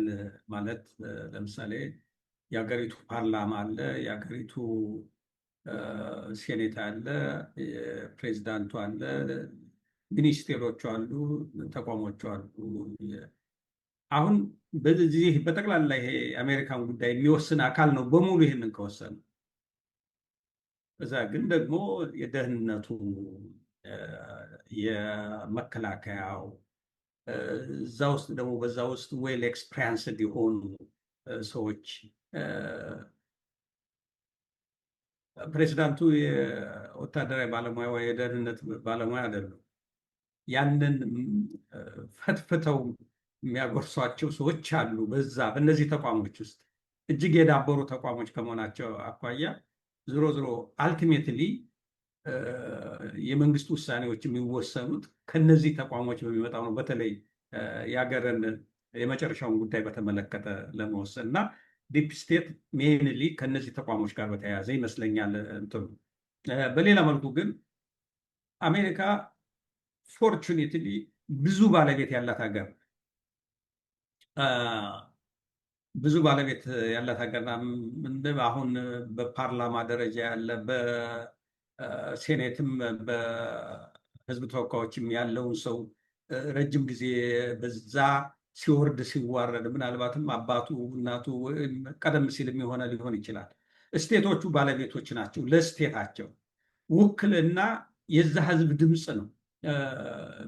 ያልሆነ ኢፍትሐዊ የሆነ ነገር በሚሰራበት ጊዜ የሚያምፅ ብዙ እንትን አለ። ባለፉት እንኳን አንዳንድ የመንግስት መስሪያ ቤቶች ለውጥ ምናምን ሲደረግ ብዙ የተነሳውን ነገር እናያለን እና አሜሪካ የብዙ ያ ኢሊቱ አሜሪካን ትልቅ የማድረግ የአሜሪካ ድሪም የሚባለውን ሸር የሚያደርግ ለአሜሪካ ትልቅነት የሚጠነቀቅ ለአሜሪካ ትልቅነት የሚሰራ ሆኖ በዚህ ደረጃ ኮንሰንሰስ የደረሰ በመሆን ማንኛውም ትክክል ያልሆነ ነገር ያሳስበዋል ማለት። ስለዚህ ስህተት ሲፈጠርም ልክ አይደለም ባዩ ህግ አስከባሪው ብቻ ሳይሆን ሌላው ሚዲያው ራሱ የሀገሩ ባለቤት ነው። እነዚህ ኢንተርስት ግሩፕ የሚባሉት የሀገሩ ባለቤቶች ናቸው እና ከዛ ውስጥ ግን ወሳኝ እንትን ያለው ደግሞ በመንግስቱ ኢነር ሰርክል ውስጥ ያሉት ኪ የሆኑት ተቋማት እና በዛ ውስጥ ያሉት ሰዎች ወሳኝ ይመስሉኛል። ያንን ለማለት ነው ዲፕ ስቴት። አቶ ዮሴፍ ያነሳው ኢትዮጵያ እንድትቀጥል የኢትዮጵያ ኤሊት ጋር በተያያዘ ያለው እንዳለ ሆኖ አማራ የራሱን ቱ ዘ ኤክስተንት አንተ ወደ አነሳኸው ድረስ ለምን አያስብም የሚለው እንትን ልታነሳት ማንሳት ይቻላል። አንተ ያልከውን ቃል ግን እኔ አልደግመውም። ለምንድን ነው የማልደግምበት ምክንያት ሌሎች መሰራት ያለባቸው መቼ ተሰርተው የአማራ ኢሊት በትጋት በደንብ በተደራጀ መንገድ ኦርጋናይዝድ ሆኖ የኢትዮጵያን ችግር ልዩነት ያላቸውን ልዩነት ለመቀራረብ ምን ያህል ሰርተዋል? እንደገና የአማራ ኢሊት ስለ ሌሎቹ ከመናገር በዘለለ ስለ ራሱ ምን ያህል ተናገር? ስለ ራሱ ስለ ውስጡ ምን ያህል ፈትሸዋል? እኔ በእርግጠኝነት መናገር የምችለው የአማራ ኢሊት የውስጥ ጉዳዩ ስለ ራሱ በደንብ ቢመረምርና ኮንሰንሰስ ስለ ድክመቶቹና ማረም ስላለበት ችግሮች እንትን ብሎና መሄድ ስላለበት አቅጣጫ በጋራ ኮንሰንሰስ ቢደርስ ለራሱም ትልቅ ለአማራም ህዝብ ይደርሳል፣ ለኢትዮጵያ መፍትሄ ይሆናል ብዬ አስባለሁ። አሁን እኮ የተበተነ ነው። በእውነቱ ለመናገር ሳናሽ ሆነው እንመልከተው ከተባለ የተበተነ። አሁን እነዚህ ትግል እያካሄዱ ያሉትን ልጆች በየት ወጡ በየት ወረዱ ብሎ የነሱን እንትን ነው የሚጠብቀው እንጂ የበኩሉን አስተዋጽኦ ለማበርከት ስለ አማራ ጉዳይም ጥልቀት ባለው መንገድ ተወያይቷል፣ መክሯል፣ የጋራ ኮንሰንሰስ ገንብቷል ብዬ አላስብም። መጀመሪያ እስቲ ስለ አማራ እንገንባ። ሌላው መንገድ ሁሉ አላስከድ ካለ አንተ ያነሳውን መንገድ ሊነሳ ይችላል። ነገር ግን ከዛ በመለስ ያሉት ነገሮች ብዙ ተሰርተዋል ብዬ ስለማላስብ ነው። ሌላ የአማራ ምሁራን ጆሮ ዳባ ልበስ ብለው ነው የተቀመጡት። ትግሉን በአግባቡ አልደገፉም፣ መሪህ አልሆንኩኝ እያሉ ነው ብዙዎቹ የሚሉት። ያነሳ እዛ ቅድም ከተነሳው ጋር የሚቃረን ሌላኛው ሀሳባችን ነው። ይህም አንድ የጋራ መነሻ፣ በሁሉ ነገር አንድ ወጥ ልንሆን አንችልም፣ አንድ አይነት አስተሳሰብ ልንይዝ አንችልም። ግን መሰረታዊ በሆኑት መንገዶች እንኳን መግባባት አለመደረሱን የሚያመለክት ነው እና ይሄኛው ጥያቄ ትክክል ነው። የአማራ ትግል መሆን ያለበት ብዬ የማስበው እዚህ ዲያስፖራውም ይሁን አገር ቤት ያለው በሰላማዊ መንገድ የሚታገለውም በአማራ ኮዝ ላይ በኮዝ ላይ ከተመሰረተ ስልጣን አያጓጓ። እኔ ካልመራኋት ያችን ቡድን ብሎ በዛች እንትን ሊል አይችልም። ወይም ደግሞ የተለየ ሀሳብ ተነሳብኝ ብሎ አያኮርፍም። በኮዝ ላይ ቆርጦ ከተነሳ ለራሱም አቅሙን እያሳደገ ይሄዳል። ከሌሎችም ጋር የመተባበር አመለካከትን እያሳደገ ይሄዳል። እኔ የሚመስለኝ በአማራ ኮዝ ላይ ከልብ በመነጨ ሁኔታ ኮንቪንስድ ሆኖ ያንን ይዞ ለመታገል ቁርጠኛ ከመሆን ጋር የተያዘ ችግሮች ስላሉ ይመስለኛል እና እነዛን በዛ ዙሪያ ያሉትን ችግሮች መፍታት የሚገባ ይመስለኛል። አቶ ዘውዱ ያነሳቸው ጥያቄዎች በዚህ እኔ በደንብ እንትን ልላቸው አልችልም። ማለት ትንሽ ደቀቅ ስላለብኝ ጽሁፉ የፖለቲካ ኤሊት ማን ነው፣ በትምህርት በስራ ልምድ በእድሜ ብለው ለምሳሌ በኒውክሌር ሳይንስ የመጠቀ አእምሮ ያለው የመጠቀ ችሎታ ያለው ሰው እሱን አይነቱን ሰው አንስተው አሁን ይሄ ሰውዬ ለዛ በዛ በተሰማራበት ቤስት ስፔሻሊስት ሊሆን ይችላል፣ ቤስት ኒውክሌር ሳይንቲስት ሊሆን ይችላል። በዛ በመስኩ ውስጥ ልሂቅ ነው፣ ምንም ጥርጥር የለው። ነገር ግን በጠቅላላ አሁን እኛ የምናየው ማህበረሰብን ተጽዕኖ አድርጎ በዛ ለማህበረሰቡ ያ ለምሳሌ ኒውክሌር ሳይንስ የህብረተሰብን ኑሮ በሚያቃለል ሁኔታ ለምሳሌ ኤሌክትሪክ ተስቦ በገመድ ተልኮ ከሆነ ሞኖፖሊ ካልመጣ በስተቀር መብራት ሰው አያገኝም። ይህንን ልክ እንደ አሁን እንደ ሞባይል ሪቮሉሽን መጥቶ ሰውን ከብዙ ነገር ነፃ እንዳወጣው አሁን ኤለን መስክ እየሞከረው ያለው የሆነ ሀገር ኔትወርክ ይኑር አይኑር በጠቅላላ በዓለም ዙሪያ ኢንተርኔት መስራት የሚችል ዲቫይስ እንትን ማለት ልክ እንዲህ አይነት ከፈጠሩ ዞሮ እነዚህም የህብረተሰብን ህይወት በማቃለል እና ተጽዕኖ በማሳረፍ ትልቅ ትርጉም ያላቸው ስለሆነ በዛ መንገድ ሊታዩ ይችላሉ። የፖለቲካ ኢሊት ላይሆኑ ይችላሉ እንጂ በዛ መደዳ ላይ ኃይሌ ገብረስላሴ አትሌት ነው፣ ግን ሲናገር ተደማጭ ነው። በዛ ባለው እንትን ብዙ ነገሮችን ስለ ሀገሩ የሚያነሳው ቴዎድሮስ ካሳሁን ሙዚቀኛ ነው። በሙዚቃው ምን ያህል ስንቱን ሰው እንዳንቀሳቀሰው ያየንበት ሁኔታ አለ። ነገር ግን አሁን ፕሮፌሰር መስፍንን ቅድም አንስተናቸዋል። ግን ሄዶ እነዚህ ደግሞ ግለሰቦች ናቸው የሚሉት። አሁን ስለ ልሂቃን ስናነሳ በዛ ያንን ሀሳብ ሼር የሚያደርግ ኮሄሲቭ የሆነ ማለት በጣም ውስጣዊ አንድነት ያለው ቡድን መኖር ግሩፕ ነው የሚመለከተው። በህብረተሰብ ላይ በማህበረሰብ ላይ ተጽዕኖ አምጥቶ ለውጥ የሚያመጣው ቁጥሩ ጥቂትም ቢሆን እንኳ ሊቃኑ ቁጥሩ ጥቂትም ቢሆን እንኳ ከተደራጀና ውስጣዊ አንድነት ካለው መግባባት የፈጠረ እና ሰስቴኔብል የሆነ ማለት ዛሬ ተደራጅቶ ነገ የሚፈርስ ሳይሆን ቀጣይነት ባለው መንገድ የሚሄድ ከሆነ ተጽዕኖ ማሳረፍ ይችላል ማለት ነው። ለህብረተሰብ ለውጥም የራሱን በጎ አስተዋጽኦ ማበርከት ይችላል ማለት ይቻላል እና ከዛ አንጻር ነገሩን ብንመለከተው የሚል ነው። በእኔ በኩል እንግዲህ ዛሬ ልሂቃንን በተመለከተ የተወሰነ ይሄ ከውቅያኖስ በጭልፋ የማውጣት ውሃን ጨልፎ የማውጣት ያህል አይነት ነገር ነው። ብዙ ውይይት፣ ክርክር ሊያስፈልገው ይችላል። ከሁሉም ወደፊት መሆን ያለበት ብዬ የማስበው እኔ ኢትዮጵያ ላይ ፎከስ አድርጎ አንዱን ወደ ሌላው ብሌም ማድረጉን ትተን ከየራሳችን ከውስጣችን አኳያ ተነስተን ነገሮችን በመመልከት ለሀገራችን ማህበረሰብ አሁን ሰው ይፈልጋል። የኢትዮጵያ ህዝብ፣ የአማራ ህዝብ ሰው ይፈልጋል። ሌላውም የኢትዮጵያ ህዝብ ሰው ይፈልጋል። የአማራ ልሂቃን ሰው ሆነው መገኘት አለባቸው። በዚህ ዘመን ነው ሰው የሚፈለግበት ዘመን ስለሆነ የኢትዮጵያ ልሂቃን የኢትዮጵያ ህዝብ አሁን ማጥ ውስጥ ነው ያለው። ከዚህ ማጥ የሚያወጣው ሰው ይፈልጋል። አንድ ሰው ሊያወጣ አይችልም። ግለሰብ ሊያወጣ የተደራጀ ኃይል አመራር የሚሰጥ አቅጣጫ የሚያሳይ ያስፈልገዋል። አሁን መስዋዕትነት እየከፈለው ያለው ህብረተሰባችን ይህ መስዋዕትነቱ ለድል እንዲበቃ ሁሉም በሚችለው መንገድ አስተዋጽኦ ማበርከት ይኖርበታል እና ይህንን ነው ማለት የምችለው። እድሉን ስለሰጣችሁኝና እንድናገር ስላመቻቻችሁልኝ በጣም አመሰግናለሁ። አድማጮችና ተመልካቾቻችንም ከልብ የመነጨ ምስጋናዬን አቀርባለሁ።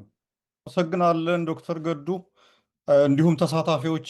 በጣም የሰለጠነ የኤሊት ውይይት ነው ያካሄድ ነው። ኦልሞስት በትክክል ሰዓቱ አሁን 2 ሰዓት እንደያዝነው እንትን ብሏል። በሰዓቱ ነው የጀመርነው፣ ዘግይተን የጀመርነው ቢሆንም በ10-15 ደቂቃ ግን በሰዓቱ ነው እየጨረስን ያለ ነው። የተነሱት ነጥቦች መድገም አያስፈልግም። በጣም ክሩሻል የሆኑ በዚህ በኤሊት ጉዳይ ላይ ያለውን ብዥታ የሚያጠሩ እንትኖች ናቸው። ከቃላት አጠቃቀሙ ጀምሮ ቀደም እንዳልኩት ዶክተር ገዱ ዶክተርና ማሟያ ጽሁፉን የሰራው ጥናቱን የሰራው በዚህ ጉዳይ ላይ ስለሆነ ነው እዚህ መጥቶ እንዲናገር ያደረግነው። እሱም ያው ፖለቲካውም ውስጥ ፕራክቲሽነር ነበረ በተግባር ፕላስ ደግሞ ጊዜ አጥፍቶ ልሂቃን ኢትዮጵያ ውስጥ ምን ሚና ነበራቸው የሚለው ነገር አጥንቶ በጣም የተሟላ የፒኤችዲ ዲዘርቴሽን ፓብሊሽድ አድርጓል እና ዌብሳይት ላይ ገብታችሁ ማየት ትችላላችሁ። እሱን እንትን የሚባል ነው። አይ ቲንክ ጥያቄዎቹ በደንብ ተነስተዋል። በደንብ መብራራት ያለባቸው መነሳት ያለባቸው የሚባሉ ጥያቄዎች ካሉ ምናልባት ወደፊት ደግሞ በደንብ ቅድም ተነስቷል። ይሄ አማራ ልሂቃን የሚለው ላይ በደንብ አተኩረን እዛ ላይ አንድ ቀን ደግሞ ጊዜ ወስደን እንወያያለን። የአማራ ልሂቃን አሁን እንደምናየው ማለት ነው። ቅድም ተነስቷል። የአማራ ልሂቃን ምንድን ነው የሚባለው? ልምሾ ነው የሚባለው። በጣም ፓራላይዝድ የሆነ እንትን ነው የሚታየኝ እኔ በሌላውን እንትን ብለው እሱን ነው ፓራላይዝ የሆነ ኮምፓሱ አቅጣጫው ጠፍቶበታል። ኦርጋናይዝ መሆን ራሱ ተደራጅቶ እንኳን መከላከል ስልጣን መያዝና ኢትዮጵያ ምልህ ልክ አባቶቹ እንዳደረጉት አገሩን መምራት የሚፈልገው ነገር ማስፈጸም አይደለም።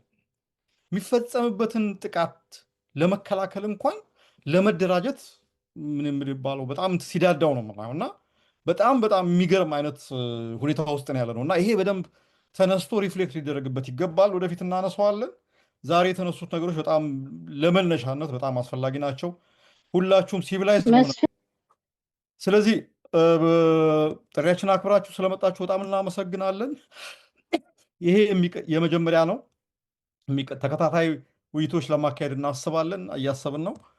እነዛ ውይይቶች ላይ ደግሞ አሁን ቅድም ያነሳቸዋቸው ጥያቄዎች ቅድም ዮሴፍ ያነሳውን ጥያቄ አለ። የአማራ ኤሊት ለምንድን ነው ኢትዮጵያ ላይ ብቻ ፎከስ የሚያደርገው? ሌላም ይሄ አሁን የትግራይና የኦሮሞ ልሂቃን መንታ ዱዋል ስትራቴጂ ነው ያላቸው። ከተቻለ ኢትዮጵያን ስልጣን ይዞ ኢትዮጵያን ገዝቶ ከዛ ከኢትዮጵያ ከምትባለው ስቴት መጠቀም ነው። ያማይሳካ ደግሞ ከሆነ ከኢትዮጵያ ተገንጥሎ ደግሞ ሌላ ሁለት አማራጭ ስትራቴጂ ይዘው ነው በብዛት እንትን እያሉ ያሉት። የአማራ የመጀመሪያውም የመጨረሻውም ስትራቴጂ ኢትዮጵያ ነች እና እሱ ላይ መታሰብ አለበት፣ ሪፍሌክት መድረግ አለበት የሚል አከራካሪ ነገር ነው ያነሳው። ያ ምንም ሀሳብ እስከሆነ ድረስ በደንብ ተነስቶ ውይይት መካሄድ አለበት። ምክንያቱም ያለንበት ሁኔታ እንድናስብ የሚያደርገን ስለሆነ ማለት ነው። እና ብዙ ነገሮች ተነስተዋል። ሁላችንንም በጋራ ነው የማመሰግነው። በዋነኝነት እንግዳችንን ዶክተር ገዱ አንዳርጋቸውን በጣም አመሰግናለሁ። ይህንን ፕሮግራም ለማዘጋጀት የተባበሩንን ሱራፌልን፣ በቃሉን፣ ሌሎቻችሁንም በጣም አመሰግናለሁ። እናንተም ጥሪውን አክብራችሁ ስለመጣችሁ እንዲሁ በጣም አመሰግናለሁ። ስብሰባችን እዚህ ጋር ያበቃል። በሚቀጥለው ፕሮግራም እስክንገናኝ መልካም ጊዜ